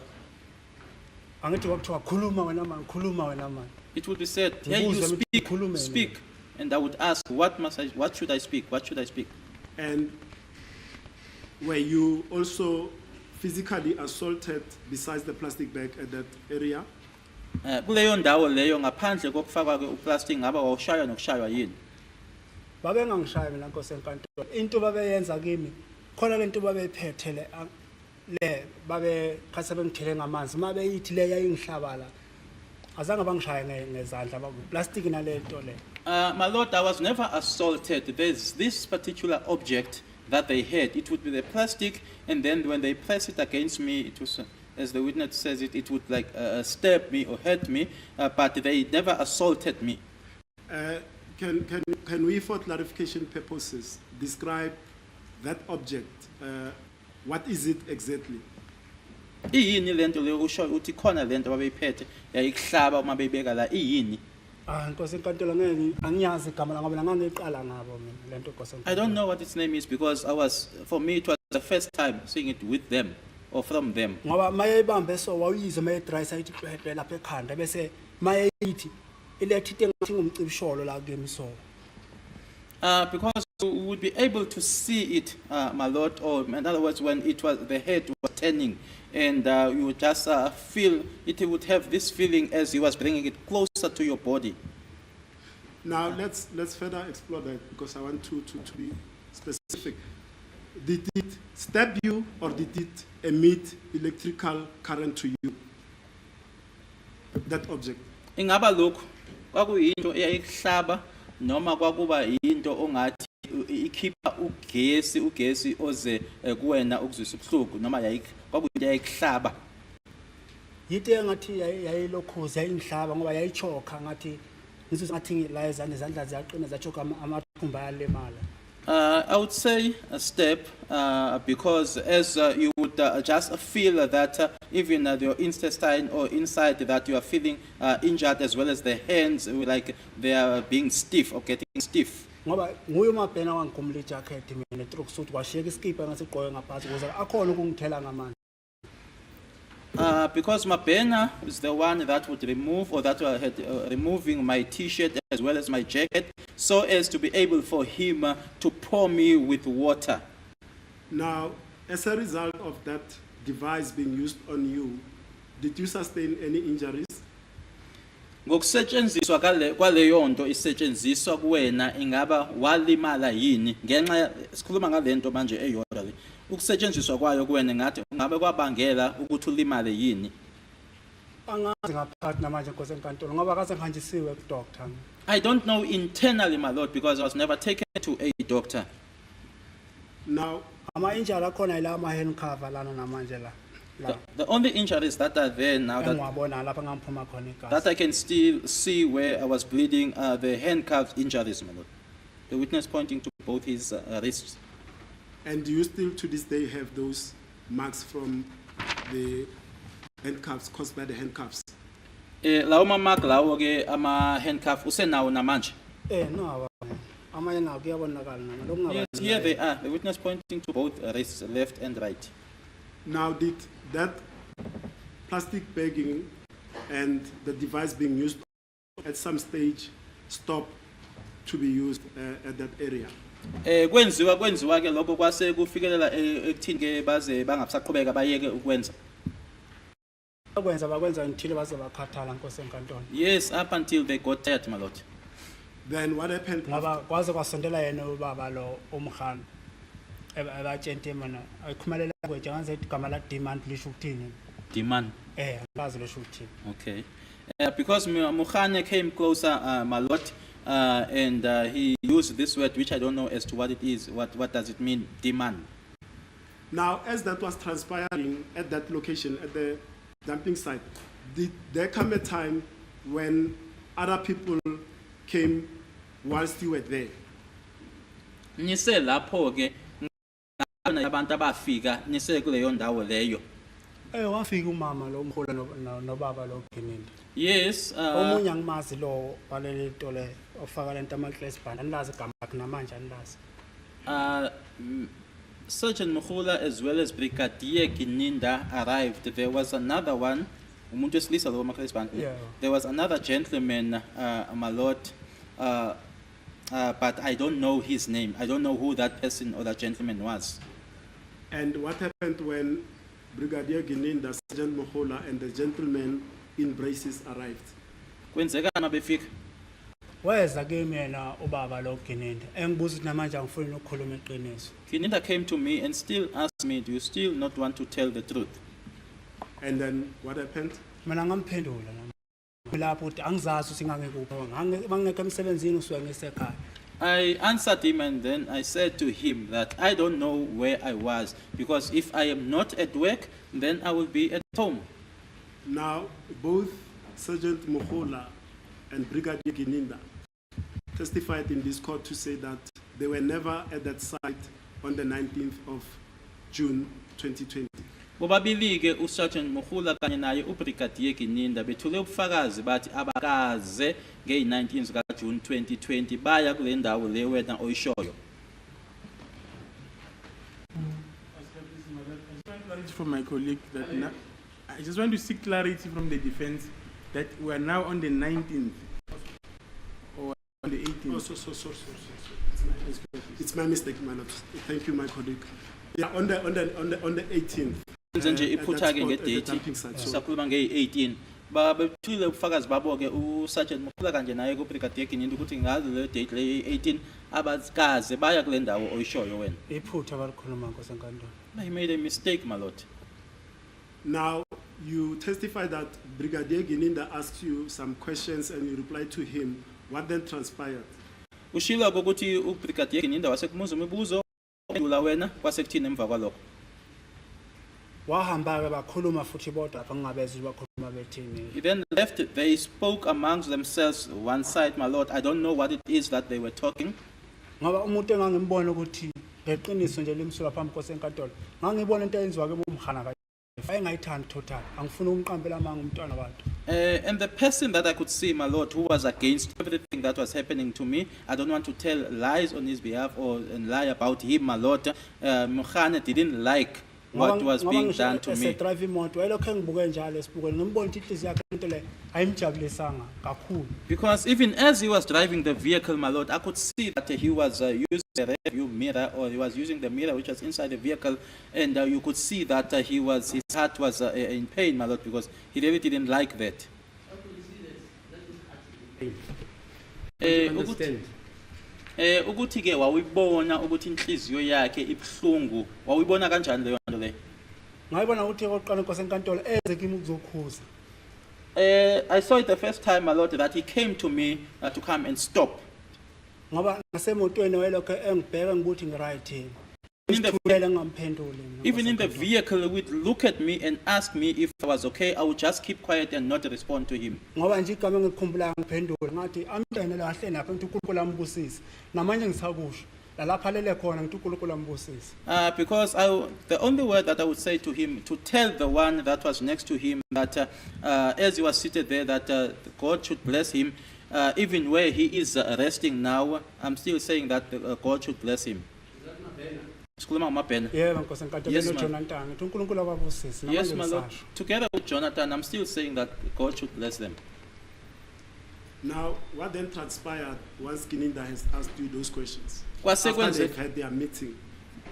baqedile ngomhlangano ababenawo uGininda ukubuzile imibuzo banomhlangano baqeda kwase kwenzekani.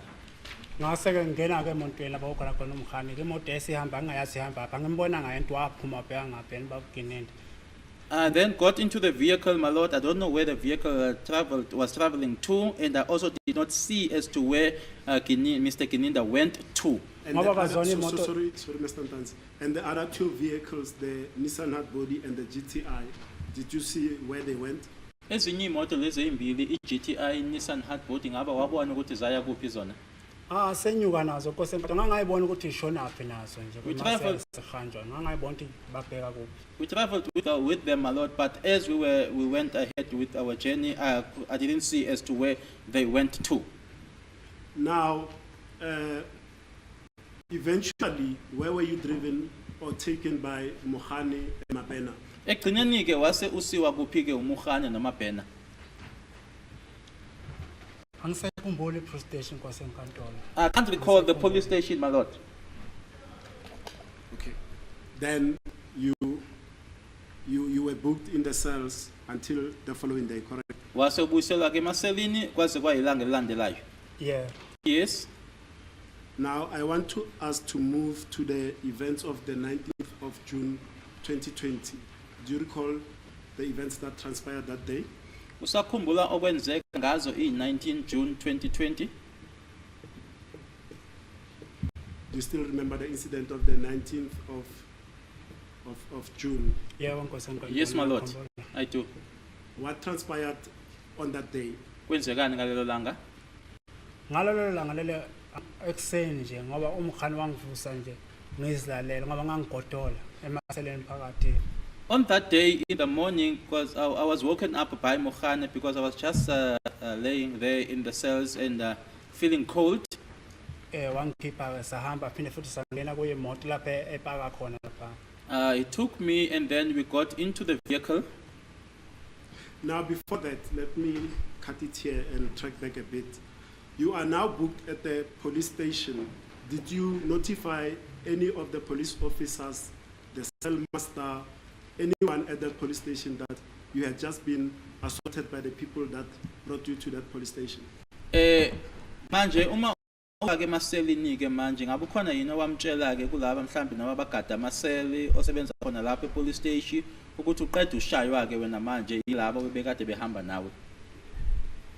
Nkosi enkantolo into eyenzekela e-police station la ma-police station lawa la awafani abona lapha ePretoria North alikho iphoyisa lake lafika ke ngoba umuntu mayephethe ukhiya yokuvulela eseleni ehamba nalo ahamba naye uMabhena engekho umuntu wasestationini ngizoreportela abantu. My lord, the police station do not function the same or don't do things the same. There in Pretoria, no one ever came to me, my lord, because when you are being taken and the key is held by the very same person that you are with, who am I going to report to? Kube yena Nkosi enkantolo okukhombisa isiport thatha nasi isiport thatha nazi ingubo engekho umuntu osebenza la we-uniform kuyibo ekhiya baqede bahamba. He's the one who's showing you what to take or where to go, and there is no one who is from the police station. Then there is no one that I can report to. Ngoba nokufika kwami e-police station kwakehla yena umkhana angene ngaphakathi ngamazi ukuthi apha ayele ngisheke noMabhena la nothi emveni kwesikhathi nangeqhamuka evula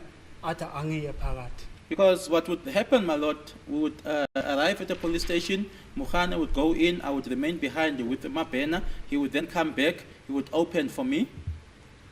Now, I'll ask it again for fear of repetition. During the two assaults at engine and at the dumping site, did you physically have any visible injuries except the wrists that were injured, the marks that you say you suffered as a result of the handcuffs? Ngaphandle kwalama mark owashilo ne othi iwona ke asekhona ke noma sabonakalayo. Khona into okunye ukulimala okwakukhona owawunako okwakubonakala kulamahlandla amabini owashaywa ngawo. Khona ukulimala okwakubonakala owawunako ngaphandle kwama marks la okhulume ngawo ama handcuffs. Akukho Nkosi enkantolo kuphela umzimba yawo uzithi umzimba uhlukumezekile. No, none, my lord, but one could just feel that the body had been abused. Now, just back a bit as well. When that device was used, the one that you said was used on your torso, did you suffer any injuries? Did you react anyhow? Did you cry? Nkathi ke isetshenziswa leyanto uthi ayisetshenziswa kuwena ke ingabe khona yini okwenza ngaba wakhala yini Osenkantolo ngangikhala. My lord, I was crying. Now, you are on the 19th of June 2020 by the person that booked you. Take it from there. What happened next? In 19, wakhishwa ke kwasekwenzekani. Ngayibona imoto ihamba ngazi ukuthi yakuphi. Just saw the car traveling. I Ngoba didn't know. behamba ngemoto hambe semoto ngasikiwa. I didn't know where it was driving to, my lord. Did that motor vehicle finally reach a destination? Khona la eyafika khona. Ikhona lapho yafika khona yangena khona ngoba lapho la masingena thina kunabantu babecula ngathi kune strike khanyana lapho. Yes, my lord. Angazi le ndawo eGoli. It reached somewhere because where we were driving or where we arrived, it was like there were some people demonstrating there, some sort of strike, but I don't know that place. I didn't know the place. And did that motor vehicle enter premises where it had to stop on your way? Khona la eyangena khona kufanele ukuthi noma ke la eyafika yema khona. Yebo kukhona ya kodwa igama lakhona angilazi ukuthi. Yes, my lord, there is, but I don't know the name of that place or area. Proceed further, sir. Qhubeka. Mayifika khona imoto ngafika ngahlala khona emotweni akaze ngiphume emotweni. When it arrived there, my lord, I sat in the vehicle. I never went out of the vehicle. Waphuma umkhane ke ekhuluma nefoni na umabheni ekhuluma nefoni. Mukhane as well as Mabena went out, my lord. They were speaking using their phones. Ngoba sahlala nje phela isikhathi eside kuleya ndawo imoto imile nje. Because we spent quite some time there, the car just not moving, stationary there. Just one last question, and I'll take it after the long adjournment. Evidence was led through the aerial expert that there was a stage where the motor vehicle for 10 minutes or so was stationary at Chris Hani Baragwanath Hospital. Do you recall the incident? Kunobufakazi ke bebukhona ke lana ke bawo ke umbiko lo wana we-AVL ukuthi kunesikhathi ke la khona ke imizuzu eyishumi la imoto yayimi khona ke eChris Hani Baragwanath kodwa ke ungaphenduli ke asize umshoshisi uthini. Object. I want to object. Evidence it was unlocked, and the fact that it was stationary is not correct.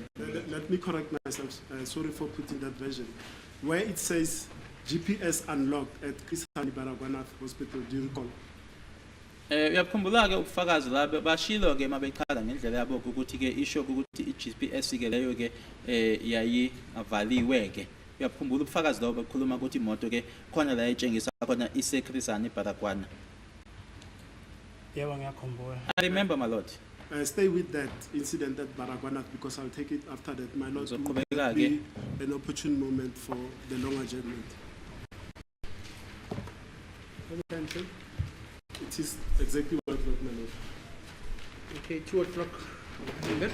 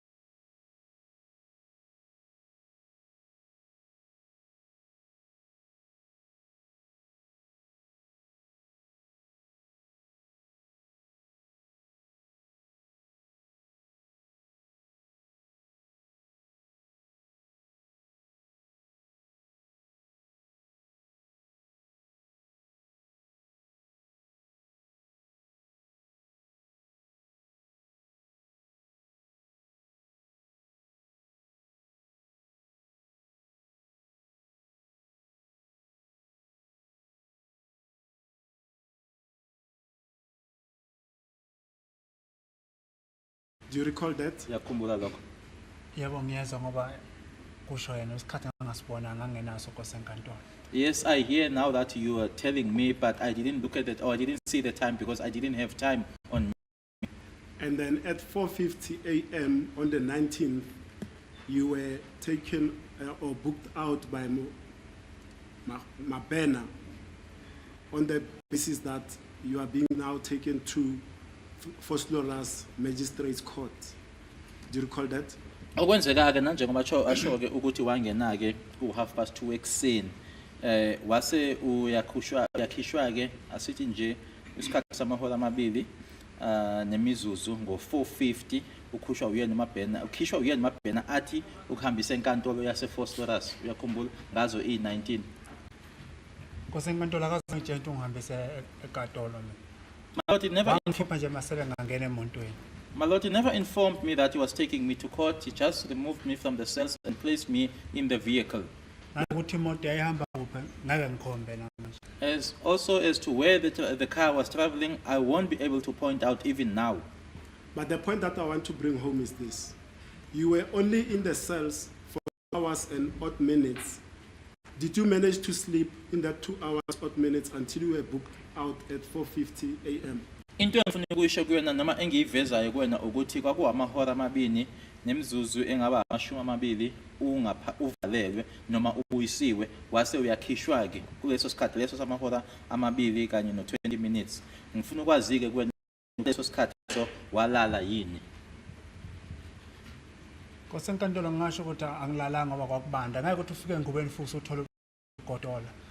My Lord, I would say that I didn't sleep because it was cold. There is no way that you can just get into bed and sleep immediately, my Lord, while getting cold.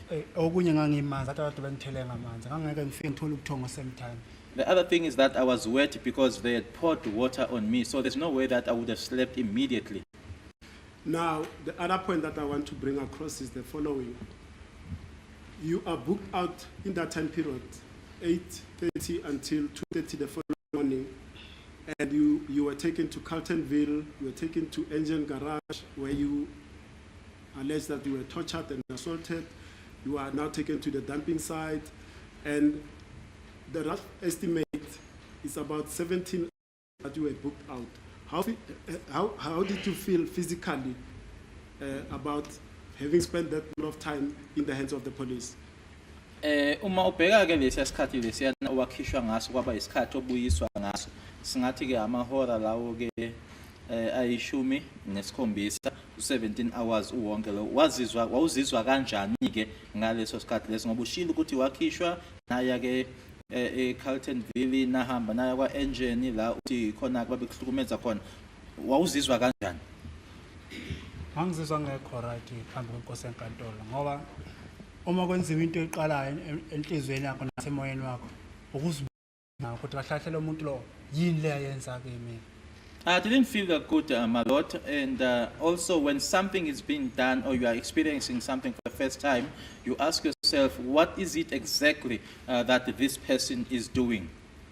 But physically as well, the point that I want to get, were you still physically fit as in the morning when you wake up, or were you exhausted at that time? Engifuna ukwazi kwena-ke ukuthi-ke ngokwasemzimbeni-ke wawuzizwa kanjani ukuthi wawusenalo indlala wawusenalamandla nangendlela owavuke ngayo nkathi uvuka ekuseni ngo8:30 wawusazizwa ngaleyo ndlela no, my Lord. Now Mohane has testified in this matter in this court, and he has testified that the reason why the car was stationary at the engine garage is because it encountered mechanical failure. What is your comment? Kubufakazi bakhe abethulile kule nkantolo khane uthe imbangela yokuthi imoto ke lapha kula engine garage ingahambi ime ingoba imoto yayinenkinga. Uthini ke wena kulokho? Ngiyaphikisana nalokho inkosi enkantolo ngoba lo mgomezelo ngangishilo ukuthi ngicela umtshenti uyaphosisa ukuthi imoto yayihamba igule endleleni. I dispute that, my Lord, because I even informed Mr. Mgomezulu to put it to him that I'm disputing the fact that his testimony that the vehicle had problems, mechanical problems. And then that car was stationary for some period until either him, Mabena, or Jonathan phoned a mechanic that came and resolved that problem. Uthi ke ifuthi imoto yema lapho ke isikhathi ke kwaze kwayinkathi la khona ke noba uyena uMabhena noJonathan baye bafonela ke umechanic ukuthi ke azobheka imoto. Akekho umakhenikha wakafika nkosenkantolo lapho. No mechanic arrived there, my lord. Now, just to wrap this point up, from 8:30 a.m. on the 18th of June 2020 to 2:30 a.m. the 19th June 2020, the police officers, Mabena, Mokhane, that you were in custody of, did they give you food in that period from 8 a.m. until you were booked at the cells in Pretoria North? Ukusuka ke ngalesiya sikhathi ukhishwa ngaso ke emaselini kwaku 8:30 isikhathi ekseni kwaze kwayoshaya ke u2:30 kusuku ke olulandelayo ngaba bakunikeza ukudla kulesiya sikhathi lesiya. Kwasenkantolo akaze ngithengele ukudla. Ngamuza na usatshela umkhala entshenti wayengithengela ukudla. Wezomthana kanjani ukudla kumele into utravele sizwile ukuthi uyedelela. My lord, I never bought a food. And I heard Sergeant Mokhane when he testified about that. How were they going to buy food for me when it was they had told me that we heard that you are disrespectful? Now we're going to. Okay, before that, you've testified about the assault and torture at the dumping site. What was the condition of your clothing after those acts were perpetrated on you? Sizwile ke usitshela ke uthi kule ndawo ke le uthi wabona khona ke itruck la ekuyitruck ke eyolahla khona ke umgqomo ke ukuthi ila kwashayelwa khona ke noma ke ohlukunyezwa khona manje ke impahla lezi owuyigqokile zazinjani ke ngenxa yalesimo yaloko kwakwenzeka khona lapho. Kwasenkantolo ngaphuma igazi emakhaleni ngikhishwa lento ababengithosha ngalo. Ngoba namanje usayitshela umkhulu angilokho ngimtshene njalo akangifunele iskipa sami kusayitshela Mabhena. Azange ngithole impendulo namanje. My lord, I was bleeding my nostrils as a result of that that object that was being used. I also made a request to Sergeant Mukhula. Yes, I made a request to Sergeant Mukhula to get my T-shirt from Mabena. It was my pants, the T-shirt, as well as the white vest that I was wearing underneath. Now, let us fast forward now to the incident at Krisani Baragwanath, where the motor vehicle you were traveling in says GPS unlocked. Do you perhaps have an idea or pay a recollection what was happening, the reason why it said GPS unlocked at the stage? Khona ke la khona imoto eyayise eKrisani Baragwana futhi ke ngokwalo mbiko walento abayibiza ngokuthi AVL kubhaliwe ke laphana ukuthi ke iGPS unlock ngendlela ke abayibhala ngayo ebhalwe ngayo laphana. Ngabe uyazi ukuthi kwakwenzekani nkathi ke imoto yayilapho eKrisani Baragwana? Cha nkosenkantolo angizazi lezi zinto lokhuzama lezo zemoto. No, I'm not familiar and I know nothing with regards to issues of vehicles. Now, perhaps let me clarify it. I see that it's not clear to you. Did there come a time at Krisani Baragwanath Hospital where you picked somebody else that got into the Toyota Fortuna? That question is leading. As the court pleases, my lord, I'll rephrase. Evidence has been led in this court, and a version was put to Mabena. I'm sorry, to Mokhane, that according to the instructions, you said that you picked up Colonel Rapadu at Krisani Baragwanath Hospital. Do you recall that version? Nkathi ke uSergeant Mokhane elana ke enkantolo ke watshelwa ke ukuthi ke okushiwoyo ke inkulumo ethi ke kwaxoshwa ke noma kwagitsheliswa uKolonel Rapadu khona ke esibhedlela eKrisani Baragwana. Uyakhumbula lokho? Yebo ngiyakhumbula nkosenkantolo. Yes, I do recall, my lord. Describe the circumstances relating to that incident. Awusho ke ukuthi isimo nje ngokumayela nalokho kwenzekani? Nkosenkantolo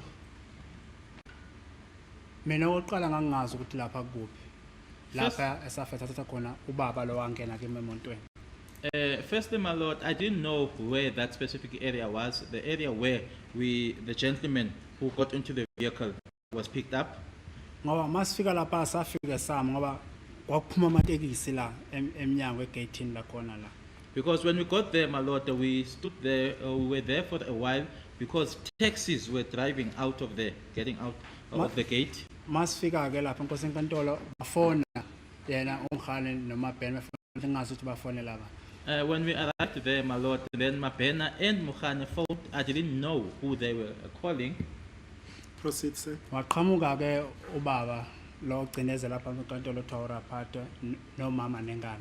And then the gentleman who ended up being here in court, that is now Mr. Rapadu, appeared together with a lady and a child. Wafika wakhuluma nabo ke babekhuluma phandle noThemba Ntweni. He spoke to them and they were speaking outside, not in the vehicle. Emveni ngalokho ngambona yena ubaba lo ekhipha ikhiyeni kumama lo wayeqhamuke naye. Thereafter, I saw the gentleman taking out keys and giving them to the lady that he had appeared with. Ubaba ke lo wayesengena ke emontweni la ngoba ngangihleli ngemuva ngangihleli naye la yena ehlele emveni kaMkhane mina ngihlele emveni kaMabhena. And then he got into the vehicle, my lord. I was seated, he was seated behind Mukhane and I was seated behind Mabhena. After you've picked up Colonel Rapadu, where did the car then leave that area? Yasiyasuka ke moto lapho senimgibelisile emotweni yasiyahamba imoto lapho. Yeah, uyahamba ngiyazi indlela ukuthi eya kuphi. Yes, my lord, it left. I don't know the route that it took as to where it was going. And did there come a time when that car reached a particular destination? Khona la eyayofika khona. Yeah. Ukhona la eyahamba yayoma khona. Ikhona lapha ehamba yoma khona inkosi enkantolo. Yes, my lord, it did. And now, with the background of this case, do you recall where that car stopped? Usakhumbula ke ukuthi yahamba yayoma kule moto le. The area now that you know now, as you testify, which area did it stop? Zika ngithi manje sokumela yiphi leyo ndawo yahamba yayoma kuyona ke. Inkosi enkantolo imoto yahamba izindlela engingayazi lapha yayihamba khona. Kodwa lapha yafika yama khona kwakune gate lapha. Igate nje eso kuna ibiyiwe le ndawo le. Igate yakona ibhale ukuthi Orlando ngoba ngangifike ngimekhela ukuthi lapha ngema khona ngifike ngibuka ukuthi imoto inkuphi. My lord, the car traveled. Although I don't know the route that it took as to where it specifically it was traveling, but where it reached or the final destination, there was a gate, and the place is fenced. And as I looked at the gate, it was written Orlando because I made sure wherever a vehicle stopped, I would check as to where that is. If I may stop you there, Mr. Ntanzi,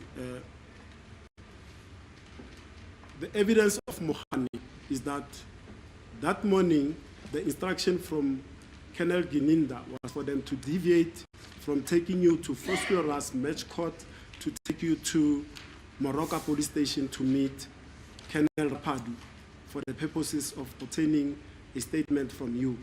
Did you recall that evidence being set in this court? Kunobufakazi ke obethula phambi kwale nkantolo bakhe ke uSergeant Mukhane ukuthi ke ekukhulumiseni kanye naye uBrigadier Gininda wabatshela ukuthi abangabusaqhubeka ke baye bakhambise bakuse Fosqueras enkantolo kodwa abahambe nawo baye nawe eMoroka ku Colonel Rapadu. Uyakhumbula uMukhane esho kanjalo ngenhloso yokuthi ke uColonel Rapadu ayothatha istatement kuwena. Uyamkhumbula uMukhane esho kanjalo? Ngiyamkhumbula ngoba kwakusho uMkhane. I remember because it was said by Mukhane. Now, that morning, according to his evidence, Mohani, is that you were taken to Colonel Rapadu for that purpose of obtaining a statement. Did the car go to Moroka Police Station that morning? Ufakazi bakhe ushilo ke uMukhane ukuthi wathathwa ke wahanjiswa waya eMoroka ngenhloso yokuthi ke uColonel Rapadu uthatha istatement kuwena ke. Ngabe wasiwa yini eMoroka lalelanga? Inkosi enkantolo ngiyile police station kwenye police station kwaba ngahanjiswa khona nguMkhane ekuseni. I did go to a police station where I was taken to by Mukhane in the morning. Ngafika wapaka imoto lapha ngangithi kwakunabantu abavuma ingoma ngathi une strike kanyana. And upon arrival there, he parked the vehicle where earlier on said that there were some people that looked like they were engaged in a strike or a demonstration. Masifika khona waphuma umkhane no Sergeant Mabena ngashika nabo Jonathan laba babengigadile. When we got there, Mabena and Mukhane got out, and I remained with the likes of Jonathan, who were looking after me. What happened next? Mabehambile isikhathinyana nje babuye sahlala emotweni khona la nabo la. And Bevule ilokhozi hitha lehleli lapha. they, after a while, they came back, and we sat there for a while, and they switched the heater on. Emveni kwesikhathi ngayibona imoto iphuma ke ngingayazi ukuthi yaphi yaza phuma imoto kwahanjiwa futhi. After a while, the car then drove out. I don't know where they were going to, but the cars left. Now, at that stage, when the car arrived, we now know that it's Moroka police station. It was there until 11:47. Did a statement to Colonel Rapadi. The witness never said that it was at Morocco. He said it was at a certain place that he doesn't know. Let me rephrase it, Manat. At that particular police station that you now say you didn't know at the time that this was Moroka, did Colonel Rapadi take a statement from you? Kule ndawo ke noma kule police station lena ke oyishilo ukuthi awungayazi ke ingaba uKolonel Rapadu kune statement awasithatha yini kuwena? Cha Nkosi enkantolo. No, my lord. And angizange ngimbone kuseni. Ngimbone isikhathi ngiqala ukumbona ngena kimi emontweni lesisibhedlela lapha bamthatha khona. And I did not see him there, my lord. I only saw him at the hospital where they picked him up there. Now, evidence led in this court. Sorry, my lord. Sorry. I don't know whether it was missed by the state or the defense, because the witness said he looked at the gate and they saw it was written Orlando. I don't know whether they missed it. No, I'll come to that. I'm the one that interrupted the witness. Sorry, Mr. Jonas. Now, evidence led in this court is that from 11:47, the car then travels to Foslora's court, and according to the testimony of Mabena, I'm sorry, I keep on saying Mabena, Mohani, is that the purpose was to take you to Foslora's court for the purposes of appearances on the Nongoma murder case and the Foslora's drug case. What's your comment? Ubufakazi bakhe ke uMkhane uthe inhloso ke yokuthatha ke kwakuthi ke uye enkantolo eFosloras la uyozoyobingelela khona ke imantshi uyibingelelela icala ke la kwaNongoma lokubulala kanye futhi ke drugs. Yes. Kanye futhi neledakamizwa lase Fosloras. Nkosi enkantolo umkhane wangithatha wangisa lapha engisakhona ngangazi nokuthi court ngoba akaze ngena kulo court le ngangisemontweni phandle akaze ngena selena secourt wangishiya emontweni bangigada uJonathan wangena nefayela elibrown wangena ngaphakathi waphindwa ubuye wangithola emontweni kwaphindwa kwahanjiwa akaze ngiyibona ukuthi iqatolo or yini mina. My lord, such a to a place I didn't know that it was a court because I never went inside. He alighted from the vehicle, left me in the vehicle with the likes of Jonathan, went out with a brown file, and he came back and we left again. I never went inside there. Ngoba nomuntu lo oweza kimi ephethe ibhuku wayeza wangilunguza so wathi ngubo nganidanza ngathi mina yebo baba yebo wajika nebhuku lela liphethwa buyela phakathi akaze ngiphume emontweni Nkosi enkantolo. Even the person that came to me, my lord, who had a book in his hand, looked at the book and asked me, are you Bongani Ntanzi? I then confirmed, and then he went back in. I never got out of the vehicle. Now, evidence further given by Mohani is that from Fosloras, they then, Fosloras Magistrates Court, they then drove back again to Moroka police station because Mabena had forgotten his memory stick and keys at some office in the police station. What is your comment? Obunye ufakazi ke abethuleke ukuthi waphoqeleka ke ukuthi sebehambile noma senihambile babuyele ke khona lapho nanjengoba uMabena wayekhohle khona lapho ke ikhiya zakhe. Nkosi enkantolo akulona iqiniso le. No, my lord, that's not the truth. Now, could you take it from the time now when you return to Moroka police station where the car shows to AVL? It was stationary for 2 hours at Moroka police station on the afternoon of the 19th of July 2020. I mean, not 19th of June 2020, I'm sorry.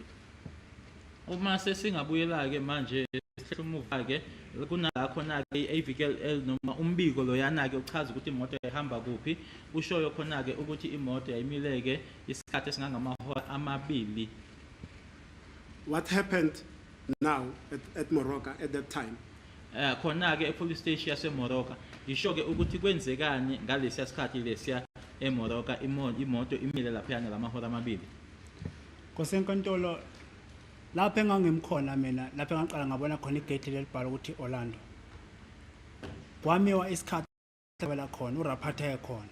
My lord, where the car was parked and where I had seen where the gate was written Orlando, I was assaulted there in the presence of Rapadu.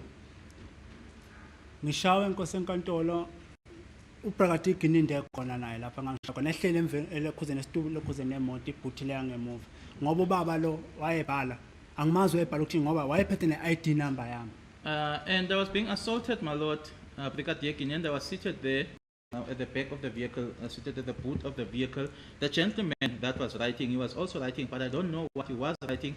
He was also in possession of my identity document. Now let's pause, and can you describe the area where this assault occurred at Orlando? How you show ke le ndawo lena ewawushayelwa kuyona ke eOrlando? Nkosenkantolo lapha uyehla umgwaqo uyajika la ufesana negate uyaphela. My lord, you go down the road, and as it takes a curve, and then it faces a gate, and that is now the end of the road. Yebo. Indawo ebiye ngaphakathi ngale khona ama-ATM ngale yizo ngingabonanga noma right noma njani kodwa akhona ama-ATM athi elahliwa leya kubiyiwe straight lapha. It's a place that is fenced, my lord. On the other side, there are ATMs. I'm not able to tell whether there were ATMs that were functioning or not. Ngapha ngemuva kwami kugretiwe kunendundumo ebekiwe njengathi igcwele amaphepha lapho kuyabona ukuthi kuyashiswa nokushiswa nje izinto mhlamba amaphepha lapho. And then just right behind me, it's a grated area. You can see that there are some documents there. There's some sort of some documents. I don't know whether they are being bent. Yeah. Ngoba mangifika lapho ngafika ngakhishwa umabhene emotweni umkhana akazakhishwe akazange aphume emotweni. When I got there, it is Mabena who took me out of the vehicle. Mohane never took me out of the vehicle. Naye ubaba lo waphuma ephethe leli file elibrown eliphethe leli. Umuthi ubaba lo? Ubaba lo uzezo testify ubaba lo Rapatu. Okay. And the gentleman that is now Mr. Rapatu came out of the vehicle. Now, he was carrying an envelope of this size, my lord. Now, just for clarification purposes, at that place, the Toyota Fortuner that we were transported in, was it the only car that traveled to that locality? Le ndawo ukhuluma ngayo iToyota Fortuner iyona kuphela imoto eyahamba yaya. Cha zazikhona zoJonathan anti babe khona la nkosenkantolo. No, the cars that were driven by Jonathan were also there. So it was the Toyota Fortuner. Was Jonathan driving the GTI VW motor vehicle that you previously referred to? Wayehamba ngeGTI Jonathan. uJonathan hamba ngeGTI le hardbody angimazi lo wayedriver na.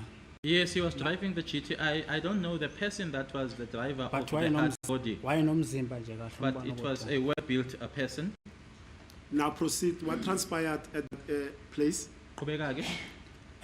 Masifika lapho kwaqhamuka yena kuBrigadier Gininde hamba nayo usayitshene Mkhula. Whilst there, Brigadier Gininde arrived in the company of Sergeant Mukhula. Nalaye ke lo baba lo ama-class band engalazi igama lakhe. As well as the gentleman with the name I don't know.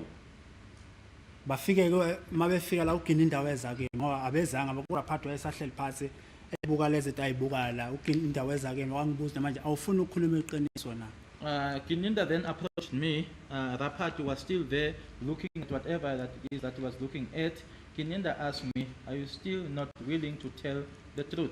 Now, before Brigadier Gininde and Sergeant Mukhula arrived at that place, was anything done to you physically by the police officers who came in the Toyota Fortuner, the hardbody, and the GTI motor vehicle? Ngaphambi kokuthi ke uBrigadier Gininde kanye naye uSergeant Mukhula bafike laphayana amaphoyisa lana wona ayehamba ngeFortuner iGT kanye nehardbody ikhona yini into abayenza kuwena? Yikho phela inkosi enkantolo ukuthi ngiyoshaya. Opinion? ngithi ukuthi ngiyoshaya ukuthi ngivume ukuthi kuthiwa mangisayina lento engingafuni ukuyisayina. Yes, my lord, because I had been taken there to be assaulted. Hence, I then had to sign this document that I was told to sign. And who assaulted you? Ushayo ban? Uyobuthelezi Utelezi? lo ngimshotho enomzimba wena wayengibambe la khona ukuthi ngingakhona ukumuva ngiyemuva mangimile The ngibambe one that I ngokuthelezi ngibambe described ngapha. to be well built because he was holding me on my arms, so as for me not to be able to move. Who else? Uplastiki wawukushitshana yena uJonathan naye lo Mabhena. The plastic, it would be changed between Mabena and Jonathan. Let me pause it here. When you refer to those two names, earlier on you said you wish God should Ababusise way two, that is Jonathan and Bena. Why would God busisa your tormentors? Ushilo ngaphambilini ke uma ukhuluma ukuthi ke afisa ukuthi uNkulunkulu angababusisa manje kungani ke ungafisela ukuthi uNkulunkulu abantu ababekuhlukumeza ukuthi ababusise. Ukuthi inkosi enkantolo lento abayenza kimi yangiphatha kabuhlungu. It is because, my Lord, what sorry they did to me, it hurt me very much. Ngoba ngisho umalume engikhule phansi kwakhe akaze ngibeke isandla wayengishanje ngomfana ngishayile inkomo ngikhule lapho kugada khona inkomo. Even my uncle, my Lord, who raised me, he had never beaten me to such an extent. It was only a kind of a beating where I had done something wrong, because I grew up in an area where one would be looking after cattle. Ngisho obhuti imbala ubhuti akaze ngibeke isandla ubhuti uyangibonisa emekhuluma nami. Even my Ingakho ngithi brother nje had never assaulted me. When I am wrong, my brother would then show me the way. ingakho nje namanje phambi kwenkosi enkantolo ngithi lapha lele khona lo Jonathan lapha khona uNkulunkulu ambusise. Hence, I'm saying that wherever he is resting, and even wherever Jonathan is, that may God bless them. Now let's take it to that area now in Orlando where you are being, sorry, just for clarification, what were they using to assault you? Babesebenzisani ukukushaya? Okuyiyona lento inkosi enkantolo besenza uplastiki nalento le yethoshe. The plastic that I referred to, as well as this object, the torch object, my Lord. And earlier on you testified that when this torch device was used, water was poured on you. Was water also poured on you on the 19th of June at that place in Orlando? Ushilo ke ukuthi inkathi besebenzisa yona le yanto ke babekuthela nangamanzi ngazo i19 ke inkathi ke senise Orlando ke manje ngaba nalapho bakuthela ngamanzi. Eza naye lo Jonathan amanzi. Jonathan is the one who came with the water. Now take it from there.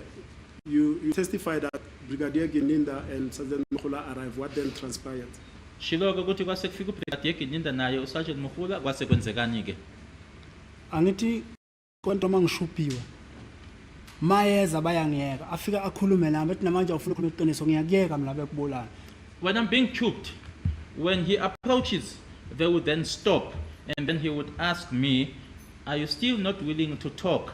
And I would just let them kill you. Ngimtshela kodwa akulungile akenze into ayibonayo. I would then say, "It's okay, do as you please." What then Ngoba transpired? bayenza into ayibona ukuthi angisanisa amaphepha ngenkani. And he did as it pleases him, or it pleased him, because he forcefully made me to sign documents.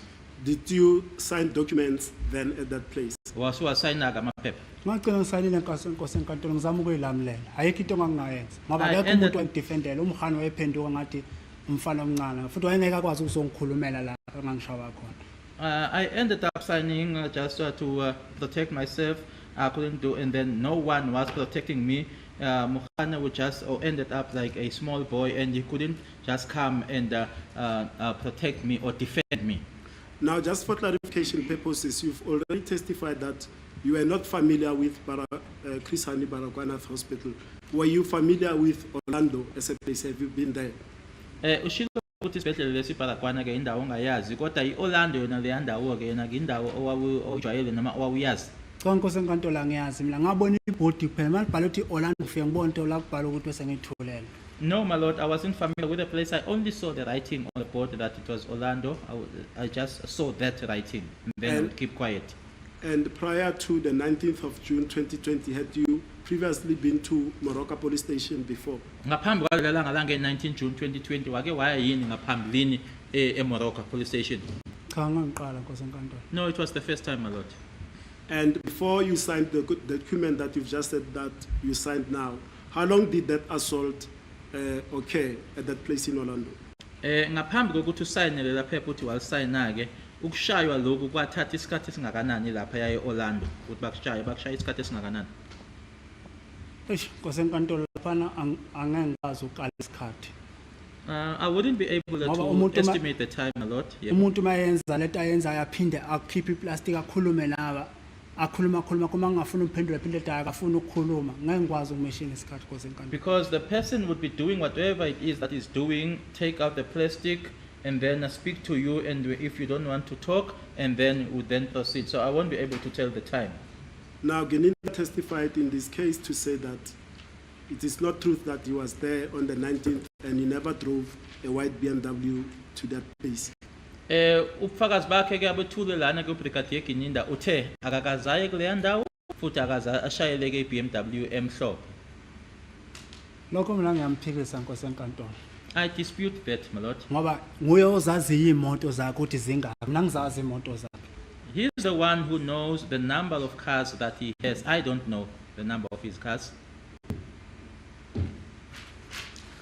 Now, the testimony of Mohane, like I told you before, is that he transported you, no, but with travested, mislead that.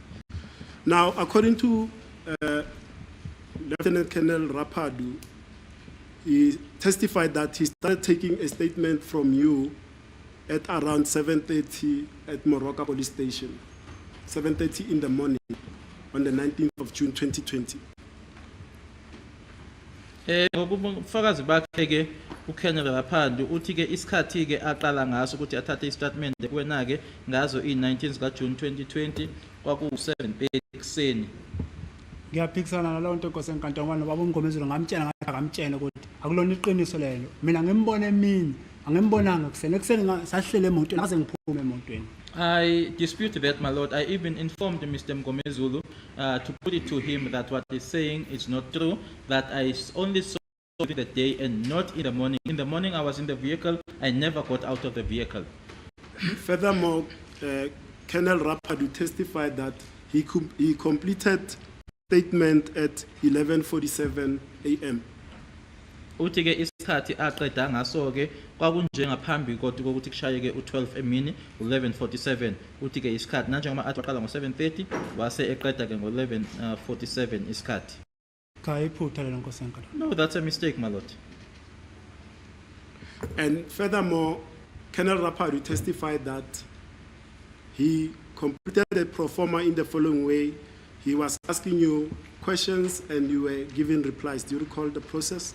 Ushilo ke nendlela ke enza ngayo uthi wayikubuza ke imibuzo ubese uyaphendula ke wena.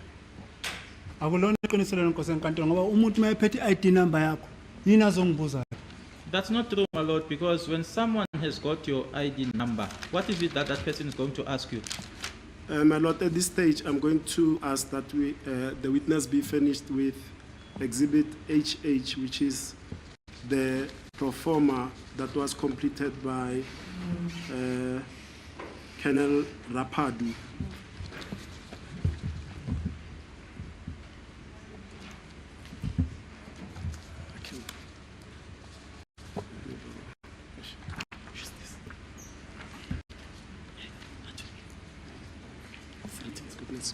It's got notes.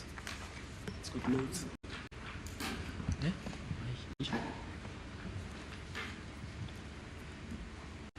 But as they are looking for that, there are personal details. Let me start at the top. It says confession and admission, and then the date that he completes, it's the 19th of June 2020. The time noted is 6:50. That was 0650 in the morning, and the designation of the officer is Colonel Geninda, to say that he wants a statement to be obtained from Bongani Sandison Tanzi, who wants to make a statement on a Fosslorius police station. That's number 63610 of 2014, a charge of murder.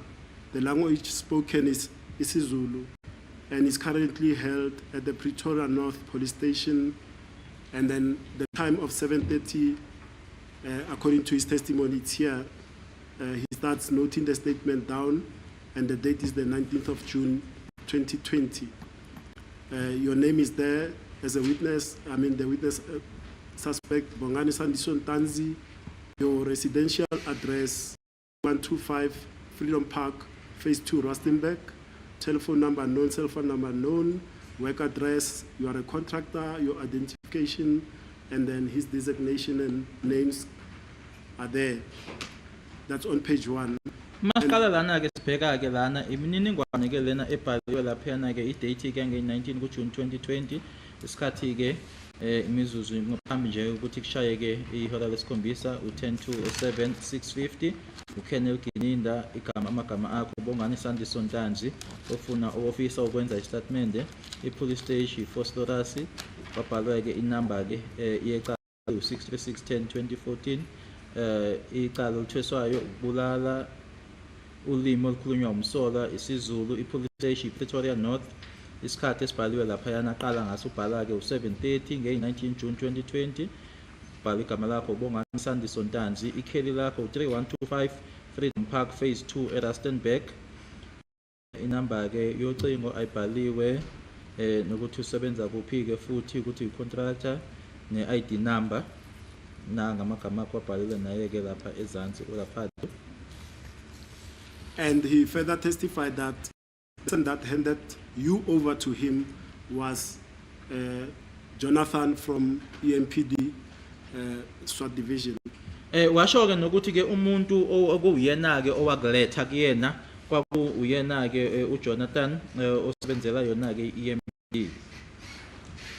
Now, his testimony before we dwell onto Exhibit HH is that before he completed this form, we want you of your constitutional rights, and for brevity's sake, those constitutional rights are the ones that I summarized for you before. The right to remain silent, the consequences of not remaining silent, the right to your own attorney or legal aid, assistance or state expense attorney, the right not to incriminate yourself, the right not to make the right to challenge the legality of your detention or incarceration. Did he advise you before he started completing this? Ngaphambilini kokuthi ke siqhubekeke naleli phepha leli ke ushilo ke kubufakazi bakhe ukuthi ke wabe esekuxwayisa ke ngamalungelo akho onawo masikhuluma ke ngamalungelo yila bengingachazela wona ke ngaphambilini ilungelo lokuphula ungasho lutho ilungelo nokuthi futhi imiphumela noma umphumela wokuthi ukhulume noma ke ungathuli ukuthi ungayini nokuthi futhi ke ungayini isho noma oyikhuluma ingasetshenziswa njengobufakazi ilungelo lokuthi uyitholele ummeli uma kuukuthi awunayo imali okhokhela ummeli wenzeke isicelo uzokutholela ummeli. Ingaba lawo malungelo lawo amalungelo yini axwayisa ngawo ngaphambilini kokuthi niqhubeke? Cha Nkosi enkantolo neqiniso nje lemhlophe phambi kwakho. Lobo balona mina ngizange ngikhulume naye.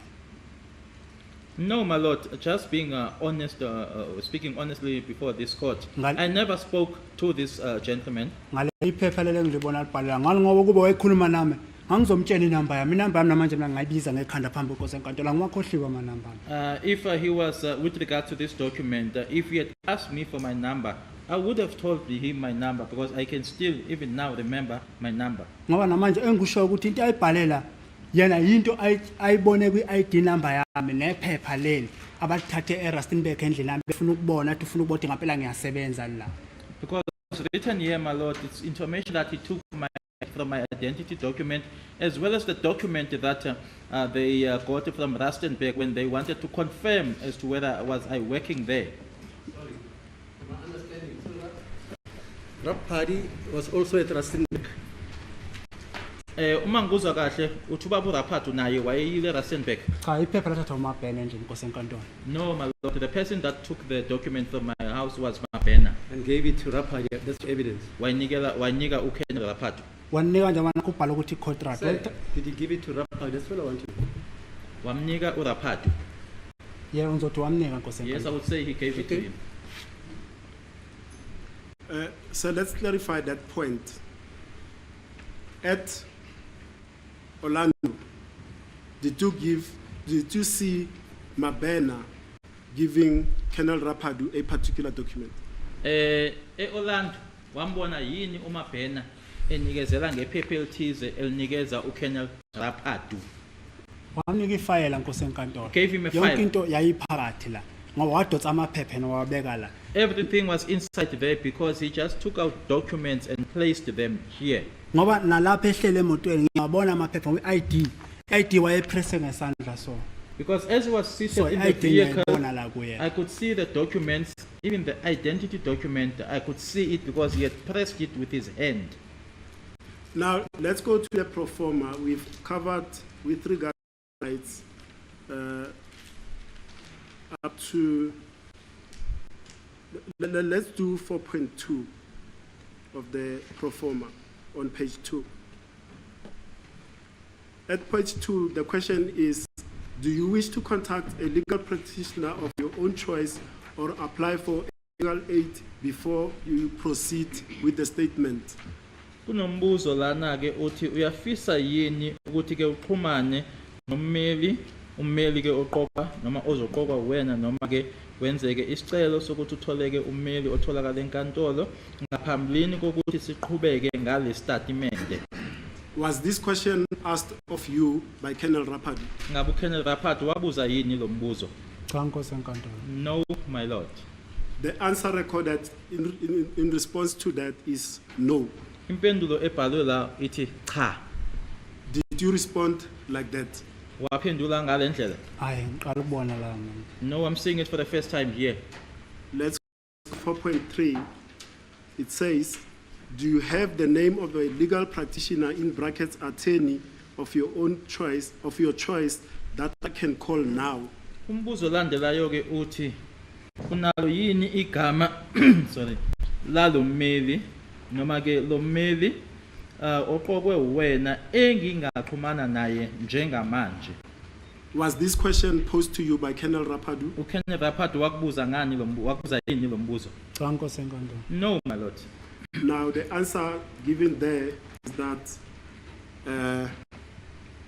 I do not have any lawyer and I don't want the use of the attorney, neither the legal aid board. I'm giving freely statement. Did you give this answer? Impendulo ebhalwe lana ithi ke anginaye ummeli futhi ke angifuni ukuthi ngisebenzise ummeli noma kuummeli ke wombuso noma ke illegal aid lesi ngisinika mina ngokwami ngikhululekile. Ngisasho namanje phambi kwenkosi enkantolo ukuthi akazange ngibuze le mbuzo lo mina. I'm still saying before this court that he never asked me these questions. And then let's go to paragraph 5. He says, on advice, he says, he then gives the following answers to the question above.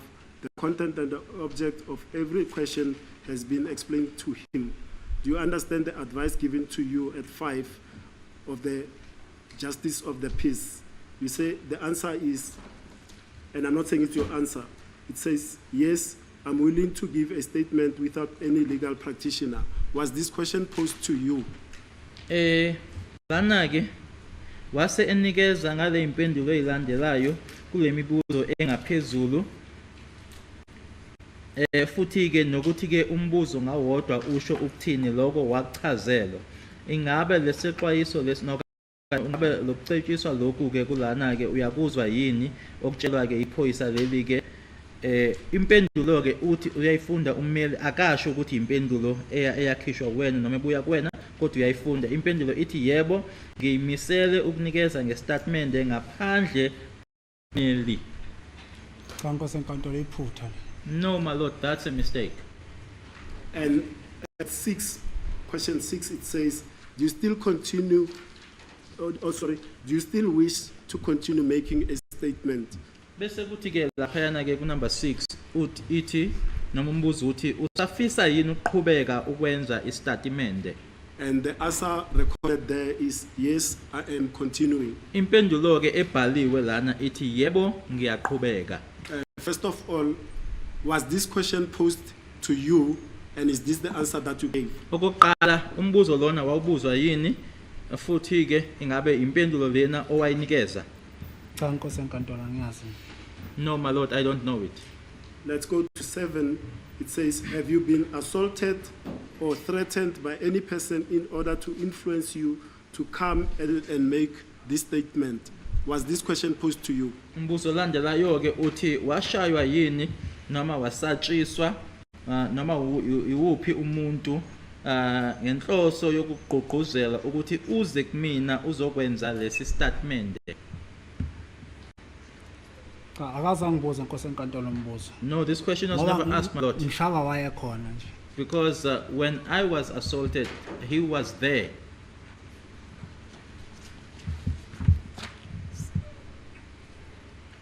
And then question 7.1,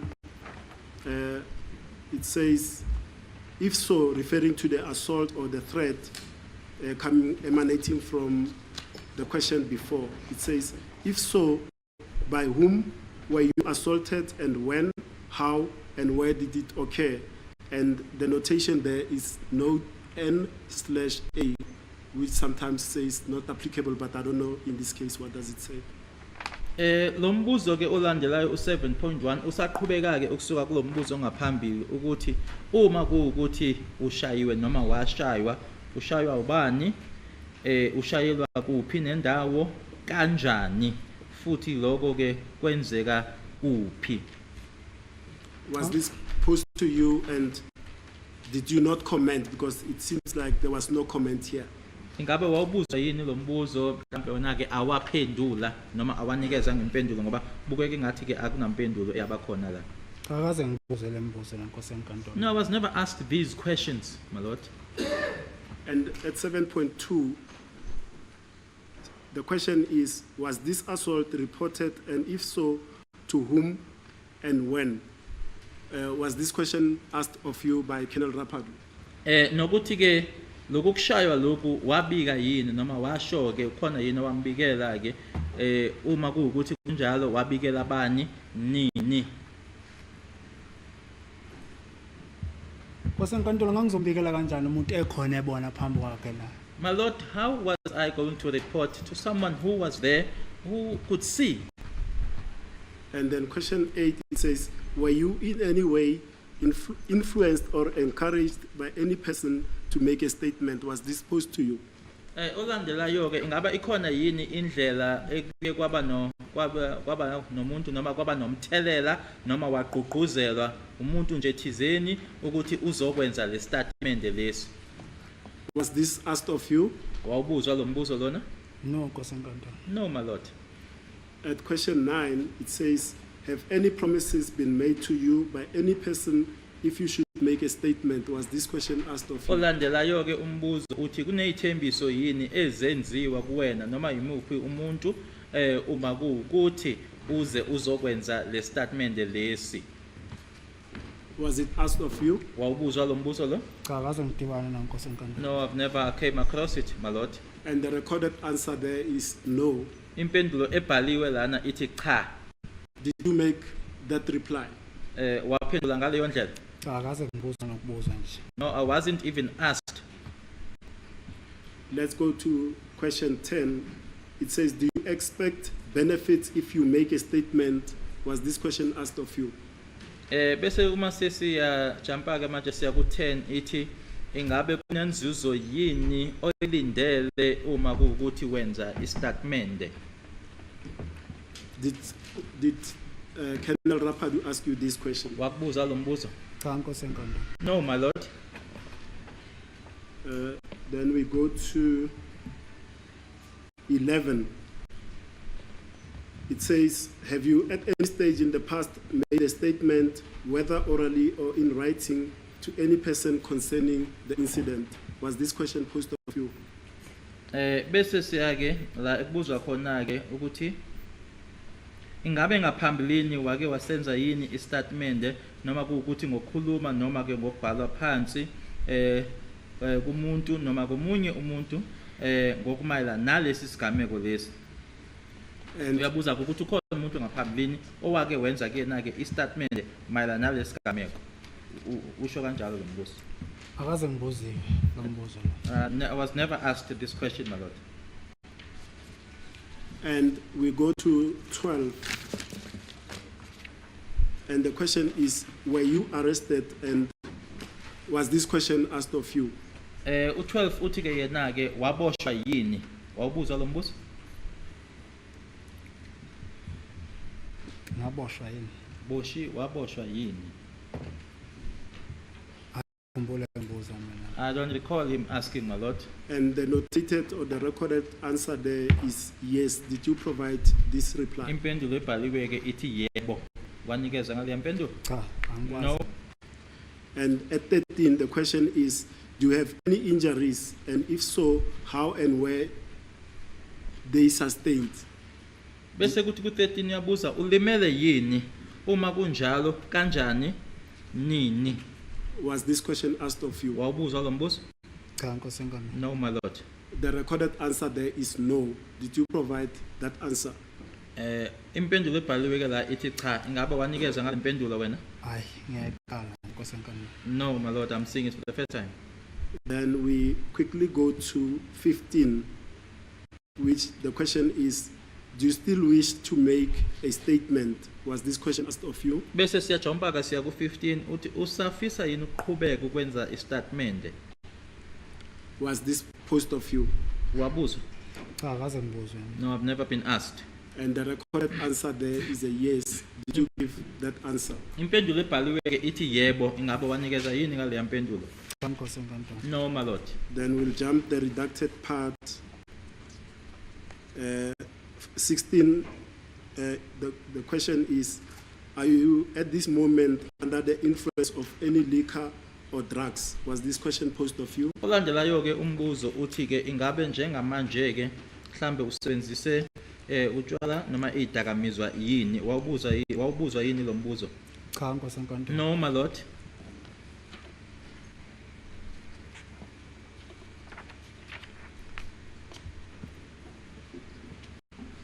And then let me read the whole of 16.1, observation of the justice of the peace, and it goes to 17.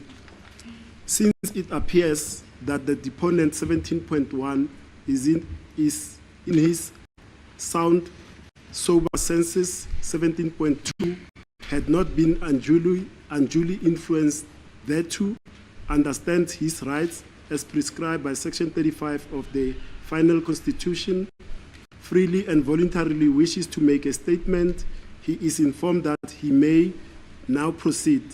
On completing the statement, it is read to the deponent. He is also given the opportunity of reading the statement himself and of changing the statement if he seems it necessary. Note down whether he also reads through the statement and the answer given is a yes.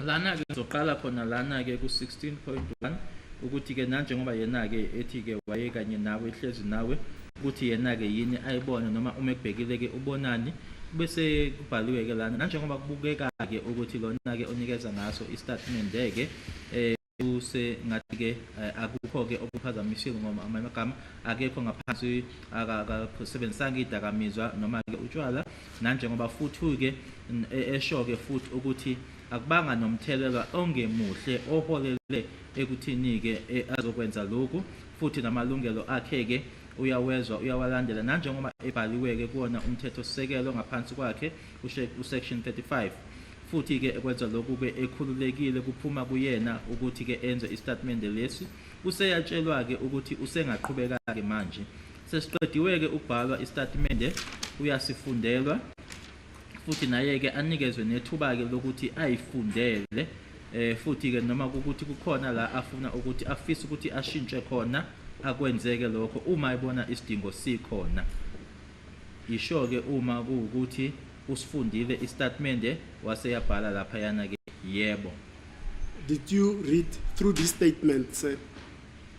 Ingabe istatement lesi wasifunda yini wena? Cha Nkosi enkantolo angaphatha ngikwazi ukufunda isilungu. No my lord, I can't read English. What is your highest level of education, sir? Esikoleni wafunda waqedela kuphi noma wafica kuphi? Aqedanga ngagcina wa-18 ngaphuma. Standard 8. Yeah. I didn't complete my school, my lord. I went up to standard 8. And were at this, because you said were they interpreted to you, these questions up to 18.1? Lembuzo lena ke ingaba wayihunyushelwa yini? Cha mina Nkosi enkantolo kwayona lento le ngiyibona isikhathi kuthiwa ngisayine mina ngisayiniswa ngenkani. Angiyazi ukuthi ayibhala ukuthini phakathi. No my lord, the only time I saw this was when I was being forced to sign it. As to what was contained or written in there, I didn't know. Did Colonel Rapadu read back the statement to you? Ingabe uKenel Rapadu esesibhalileke istatement leso seqedileke wakufundela yini? Cha Nkosi enkantolo. Azange ngifundele next. No my lord, he did not read anything back to me. And at the time, Rapadu was noting what he called are responses that are coming from you.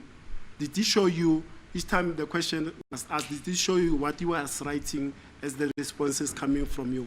Njengoba ke uKenel Rapadu wayebhala phansi ke le impendulo athi yena ke impendulo ezazibuza zibuya kuwena. Ingabe wayikutshengisa yini ke uma ebhala athi ke naku engikubhalayo ngibhala lento oqeda uyisho? Nkosi enkantolo. No, my lord. That's not the case. Now, sir, sitting here and testifying in court, was this document completed in your presence?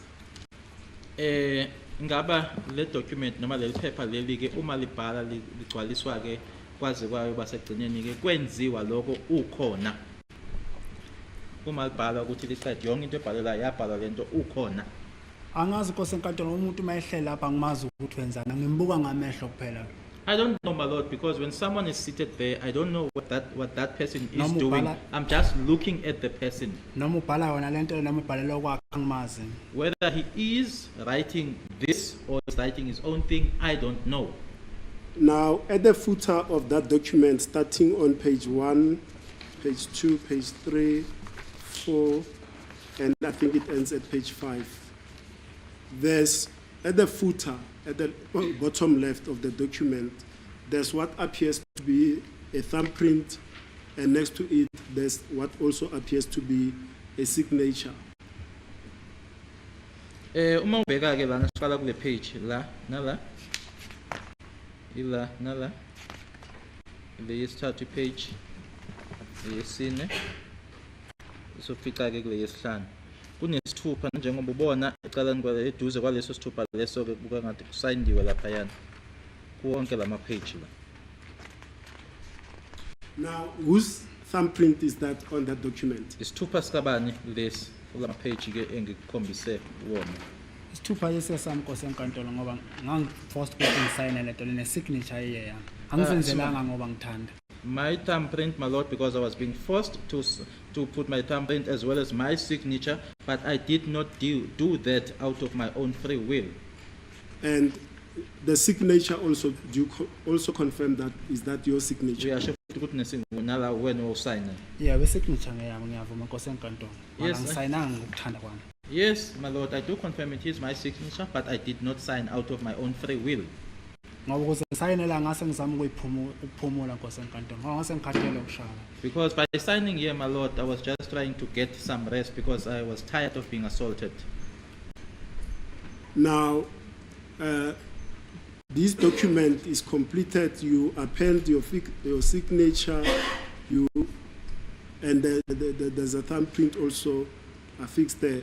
What then transpired after that? Seqediwe ke yonke ke lento ke manje usubeke isithupha usayinile kwase kwenzekani ke emva kwalokho. Ngahamba Nkosi enkantolo ngabuyela emontweni. I went back to the vehicle, my lord. Ifortune le yayihlela umhani phakathi. The Fortuner in which Mukhane was seated in. And where were you transported from there? Ukusuka lapho waya kuphi? Angibonanga indlela ukuthi wakuyiwa kuphi. I did not see the route as we were traveling, as to where were we going. But did you reach a final destination from Kodwa egcineni that khona la Orlando enafika site? khona. Lapha yafika yangena khona imoto yama ngoba ngathi mase ngoba imoto isuka lapha sasemkhona inyuka babehamba bekhuluma nefoni ngoba wayeselile ugenenda amanqedweza akahlalanga wathi amanqedweza kwenza into lena nje wathatha amaphepha wahamba naye lo baba lo futhi akangamshiya ukuthi ngigibele nana njengoba ngihamba naye. Yes, my lord, from there, the car traveled, and at that time, Gininda was already gone. He had already taken the document, and he had also left with this gentleman, referring to Ken Rapadu. He did not travel with us as yet, as he came with us. Proceed, sir. Ngoba sithema sihamba endleleni mabhena wa athi phone kwathiwa asize ku police station uMroka sasangena khona masifika khona ngehlisa futhi emoto kwathiwa khona amaphepha engingabasayinanga ngiwajampilele. Because as we traveled, received a call, we then told to go back to Morocco, and when we arrived at Morocco, I was then made to get out of the vehicle and told that there are certain documents which I didn't sign. Hayi ngoba kuthiwa kwakulinda ukhiya ukukhiya ulindwe mina. Not because, or not as they said here that they were waiting for keys. There were no keys that they were waiting for. That is a mistake. Now, there, did you then sign the pages that they said you had skipped, and did you affix your thumbprint on those documents as well? Masenifika ke khona lapho wawasayina ke lamaphepha la bethiwa ukhohliwe ke wasayina noma awasayina wabeka nesithupha sakho futhi. Hayi sayine ngabeka isithupha kuphela. Not my signature, but only the thumbprint. Ngoba isignature ayikhona ngokushoda isithupha. Because the signature was already there. It was only the thumbprint that wasn't there. After that exercise, what then transpired? Kwasekwenzekani ke emva kwalokho? Emveni ngalokho inkosi enkantolo imoto yaphuma ke khona sahamba ngangabona ukuthi ihamba kuphi ngoba okusuka kwayo mangaphosisi ngayibona nje mina sijapa angisazi baya police station enye noma singenanga oda phakathi lo police station safike nje sama ngaphandle. We then proceeded, my lord. There's this particular police station that we went to, but we did not go inside there. We just stopped outside. Wehla kumhani wangena ngaphakathi inkosi enkantolo. Khane alighted and went in. What then transpired? Masahleli lapho kwangena ifoni kumabhena ngamathi mabhena hello mphathi. While seated there, Mabena received a call, and then that's when I heard Mabena responding by saying, hello Mphathi, which is hello boss. Ngoba ngangweza impendulo zakho mabhena emekhuluma emethi kuthiwa angingabhukha lapha ngingobhukha khona akiwe Rustenburg. Because I could hear from Mabena's answers, my lord, that I was not supposed to be booked there. I must be booked back into Rustenburg. Ngeqiniso ke inkosi enkantolo imoto ihambile. Ngangayibona ukuthi ihamba apho ngayibona esiphuma i-toll gate mina leya se-Rustenburg ebhala ukuthi Baragwanath. Indeed, the car traveled. I didn't see where it was traveling, but I only noticed when it was going through the toll gate, the one written Baragwanath. Ngoba yona leya ihamba usayitshena umhulu imoto ngayibona iphuma kwi-toll gate imala phambi kwethu ngoba yiya yayishaya ublue light ngemuva yona escort yami ngoba uJonathan basebehambile. I saw the vehicle in which Muhula was traveling in when it just passed the toll gate and just waited for us, in other words, parked in front of us, because it was the same car that was escorting us. Now, just before I disturb you on your chain of testimony, evidence led in this court is that on the trip to Rustenburg, Mohane Mabena traveled with you, and Sergeant Mohola and Brigadier Gininda traveled separately. You only met in Rustenburg. What is your comment? Ngobufakazi ke obusebethuke phambi kwale nkantolo ukuthi ke ukuya eRustenburg uMohane noMabena behamba nawo. Umukhula noGininda babeyihambela bona nani izohlangana ngaphambili. Cha inkosi enkantolo iphutha lela bambale nalo wesithathu babehamba nalo ama-Cres band abangamshini. No, my lord, that is a mistake. They should also count the third person who was with them, the one that was wearing the braces. Masihamba endleleni inkosi enkantolo yiyo la yayiza ngemuva la yayidriver ngusayitsheni imoto. Ifortuna yayihamba phambi kwayo. Kwi-toll gate siphume sonke.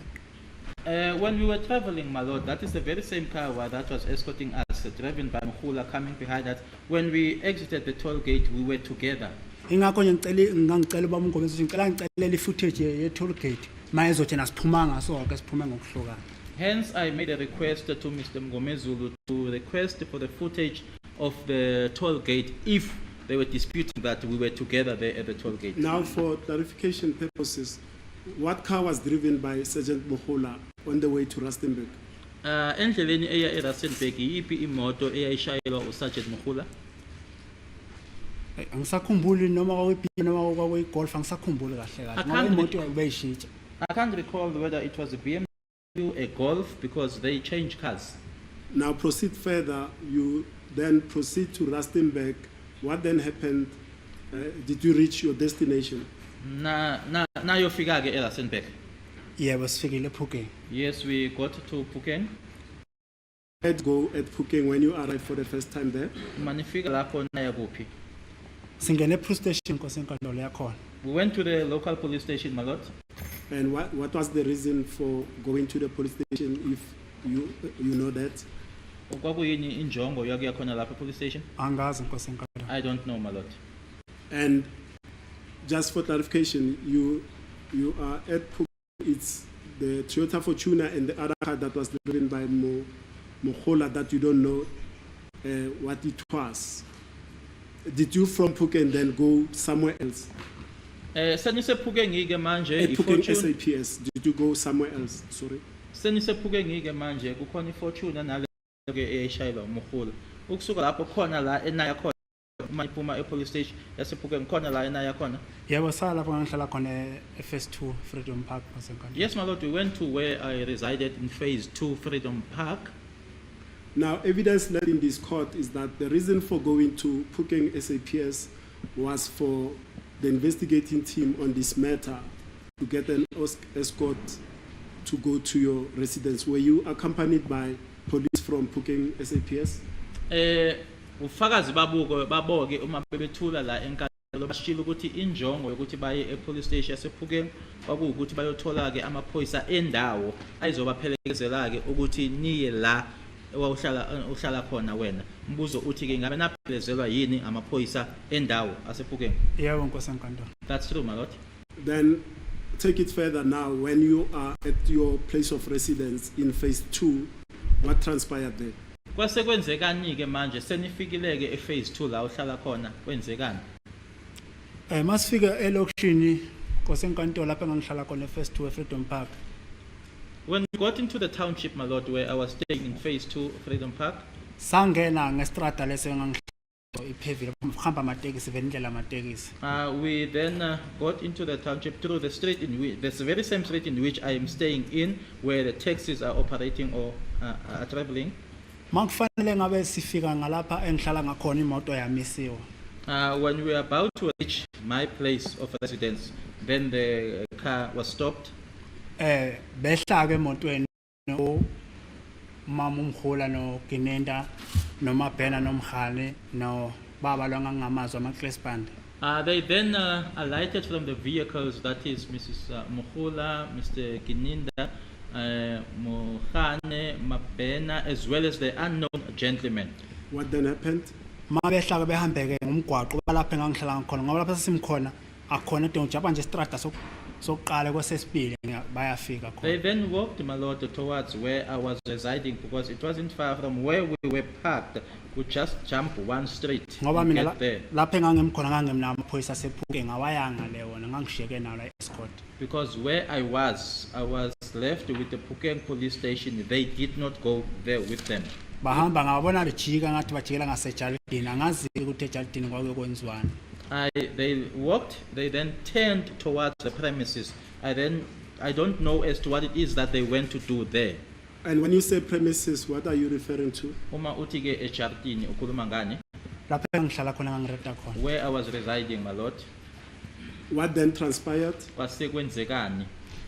Ngoba ngihlele emotweni ngithi ngiyababuka kunogesi la wamapholi kuyakhanya vele lapha. Ngiyababona ngoba behamba mebejika futhi ngiyababona. Angibazi ukuthi bafike benzani ngale. From where I was seated, my lord, I could see because there was a lamp pole, so I could see as they were walking and even when they turned. But as to what it is that they did when they got inside, I don't know. What then happened, sir? Ukuthi ke ngasenkantolo bangela benzana mina ngangishiyeke emotweni angibazi. As to what it is that they did when they got inside, I don't know because I was in the vehicle. Ngaphinde ke ngababona ke sebebuya sebeza ke mina. I then saw them coming back towards me. What then happened, sir? When Maye they came fika to- ke kimi ubaba lo mkhane. Uphethe okuplastic okuncane nje so ngesandla. When they got to me, Mukhane was in possession of a small plastic. Maye fike mathi ndoda ngithola nazo enhlamvu endlini yakho. Akaze ngiyibone ngamehlo ngoba zazi plastic. Maye ethi ngithola nazo enhlamvu endlini yakho. Azange ngiyibone ngamehlo. When he got to me, he said, I'm getting these ammunition from your house, and he was sort of shaking them. I couldn't see them a lot because they were in the plastic, and then said, I found these ammunition from your house. What was your reaction or what was your response to that incident, Mukhane showing you a plastic bag saying, we found ammunition from your residence? What was your response? What he nige when umuphendula mayesho? Ngathi mina akayikhiphe ngiyibona akaze ngiyibone namanje. I asked him to Ngoba take them ngi- out for me to see them because even up to now I've never seen Ngoba them. ngoyazi endlini yami Nkosi enkantolo ukuthi mina akunani kusanda ukhiye ushiya kimi lapha ephokoteni. And my lord, knowing very well that there was nothing in my house, and he left the key with me in my pocket. And endlini Nkosi enkantolo apho ngihlala khona kukhiwa igrill ibhakla kunomnyango. Mina ngangiphethe ukhiye wegrill phela webhakla. Umnyango ngangenawo. And my lord, where I was staying or where I'm staying, there was a burglar gate or a burglar bar as well as a door. So I only had the key to the burglar gate, but not that of the door. Ukuthi yena ke intamvu lezi akhuluma ngazo ukuthi wayithola endlini yami ukuthi wayithola kiphi ngisafuna ukwazi namanje. As to the fact that he found ammunition in my house, I still want to know up to today as to where he got them from. Now, you testified that on the 16th of June 2020, when you were arrested, Mukhane and Mabena came to you. You were with your partner. On the 19th, where was she? On the 19th of June 2020, where was she? Ushilo ukuthi ngazo i16 ke nkathi uboshwa ke okanye ke naye ke usesilona uthi ke uthandana naye ke ngazo i19 wayekuphi? Angazi Nkosi enkantolo ngoba ngena ngejalidini. I don't know, my lord, because I did not go into the premises. Now, evidence led in this court is that from Phuket, you were transported to your place, you were taken out of the car, and the police officers that were there, Mokula, Mukhane, Mabena, they went together with you into the house. A search was conducted. Ngobufakazi ke ophambi kwalenkantolo mama ke ephuke ngeke ukuthi ke kwahanjwa nawe uma ngenwa khona lapho phakathi ke egcekeni ke kwangenwa nawe kwase kuseshwa. Cha Nkosi enkantolo kulona iqiniso. No, my lord, that's not true. And at some stage during the conduct of that search, the said ammunition was found in your premises, in your presence. Baqhubeka ke ngobufakazi babo bathi nkathi ke belapho besesha ukhona wena base bethola zona lezo inhlamvu lezo. Cha Nkosi enkantolo kulona iqiniso lela. Ngangengekho nabe ejalidini. Babe ngishiye emotweni. Ngizophuma kanjani egodweni futhi ngicwele igazi ngoba abantu lapha bahlala bephithizele lokushina lapha enhlala khona. No, my lord, I was never on the premises. I was left in the vehicle. And how would I have gotten out of the vehicle when I was feeling a cold and also bleeding? Because there are always people there. The place is always busy. And further evidence was led in this court that upon finding that ammunition, you were asked whether you possessed the license to possess same, and your answer was no, then you were then arrested for possession of the said ammunition. Qhubeka ke ubufakazi buthi ke bathi mase bethola ke noma kutholakala inhlamvu lezo wabuzwa ukuthi unayo yini ilicense ekuvumelayo ukuthi ube nazo lezo inhlamvu lezo waphendula ke wena wathi cha uma uthi cha ke ila uboshwe khona. Nkosi enkantolo namanje ngiyaphinda ngithi inhlamvu akaze bangikhombise mina. Futhi awukho umbuzo ngathi umuntu mezofika ke mathi ndoda ngithola nakho endlini yakho ngithi vula ngibona ngangibonesi namanje Nkosi enkantolo Rustenburg ngayicela ngathi ngicela inhlamvu ukuzibona akaze bayilethe inhlamvu enkantolo. My lord, I was never shown those ammunition. I requested to be shown those ammunition, and I also requested to be brought to court, and it has never been done. Now, after that was done, and just for clarification purposes, it's neither here nor there, Gininda stated that he never entered your yard when the search was conducted because he was outside making calls but it's neither here nor there. Let's move on. After the said ammunition was allegedly found, where were you taken? Seyitholakele ke inhlamvu lezo naya kuphi. Sabuyela khona Nkosi enkantolo police station We went back to the police station, yase Rustenburg ePhukeng. Rustenburg in Phukeng. What happened at Phukeng police station? Kwenzekani lapho? Bafika ke bangena ngaphakathi mina ngangisele emontweni. They went inside, I remained in the vehicle Ngisele nomabhena bona bangena ngaphakathi. together with Mabena. I remained with Mabena, they went in. Now, evidence led in this court is that at Phukeng you were then placed in the cells. After that, that is, you were booked in the cells. At some stage later, you were booked out, and then you were taken to. We'll come to that destination. What is your comment? Bathi base bekufaka ke emaselini ke lapho ePhukeng. Ila bakuthatha bakubhuka khona ke kumaseli asePhukeng. Cha Nkosi enkantolo iphutha amasela sePhukeng angikwazi nokuthi No, my lord, that's a mistake. I don't even know how Phukeng cells look like. ngangihlele emotweni mina kaze ngingena ngisho ngaphakathi ePro station ngoba leto kustupa weza nawo ke imoto ngesitube ayingitshela ukuthi uyangithatha ngithathele inhlamvu zesibhangu ngithi lokho ngithi ziphi ezohlamvu ngithathela zona waye ungangibonisi kanti. I was in the vehicle, my lord. I was left in the vehicle. I never went inside because as he informed me about the ammunition, I even asked him to show me the ammunition because I never saw the ammunition. Then from there, from Phukeng, SAPS, were you taken somewhere else? Uma senisuka ke manje epolice station yasePhukeng khona la abakuhambisa khona. Mabeqeda izinto zabo bebezenza saphuma sahamba ke angiyazi iPro station lena angalala kuyo khona. When they were done with what they were doing, we then left. I don't know the police station where I slept. Now, evidence led regarding to that is that you were taken from Phukeng, then you were booked at Primrose SAPS. Bathi ke kufakazi babo ke bona uma besuka lapho ke bakusa ke ku police station yase Primrose. Angeke ngiphikisane nami Nkosi enkantolo ngoba igoli into engayazi kahle kahle. I wouldn't dispute if that's what they say, my lord, because I am not that familiar with Gauteng or Johannesburg. Now, Mokhane testified that on the 21st of June 2020, he charged you, and then on the 22nd of June 2020, you were then taken to Kabane Court for your first appearance on the Phukeng possession of ammunition charge. Ufakazi wakhe ke uMokhane uthe ngazo i21 kuJune ila asekuthwesa khona ke icala noma amacala ke mala nazo ke inhlamvu lezi kwase kuthi nge22 kuyena ke uJune ila oyobingelela khona ke imantshi inkantolo yaseTlhabane. Nkosi enkantolo yebo ngayibona sengise Rustenburg ngoba imoto mayihamba la ngangazi ukuthi ngibona sengise Rustenburg kodwa enkantolo lapha esafesa phaka khona imoto okokuqala kwakuvale ngedanger tape la abantu begcwele ngaphandle. Yes, my lord, we ended up in Rustenburg. When we left here, I didn't know where we were going, but we ended up in Rustenburg. And when we arrived there, my lord, at the court, there was that tape. In other words, they had cordoned off, and there were a lot of people that were there. The place was cordoned off. My lord, I see it's post 327. I want to broach a new aspect beginning tomorrow. Okay. Is this an opportune time? Okay, fine. Yeah, we adjourn until tomorrow 10.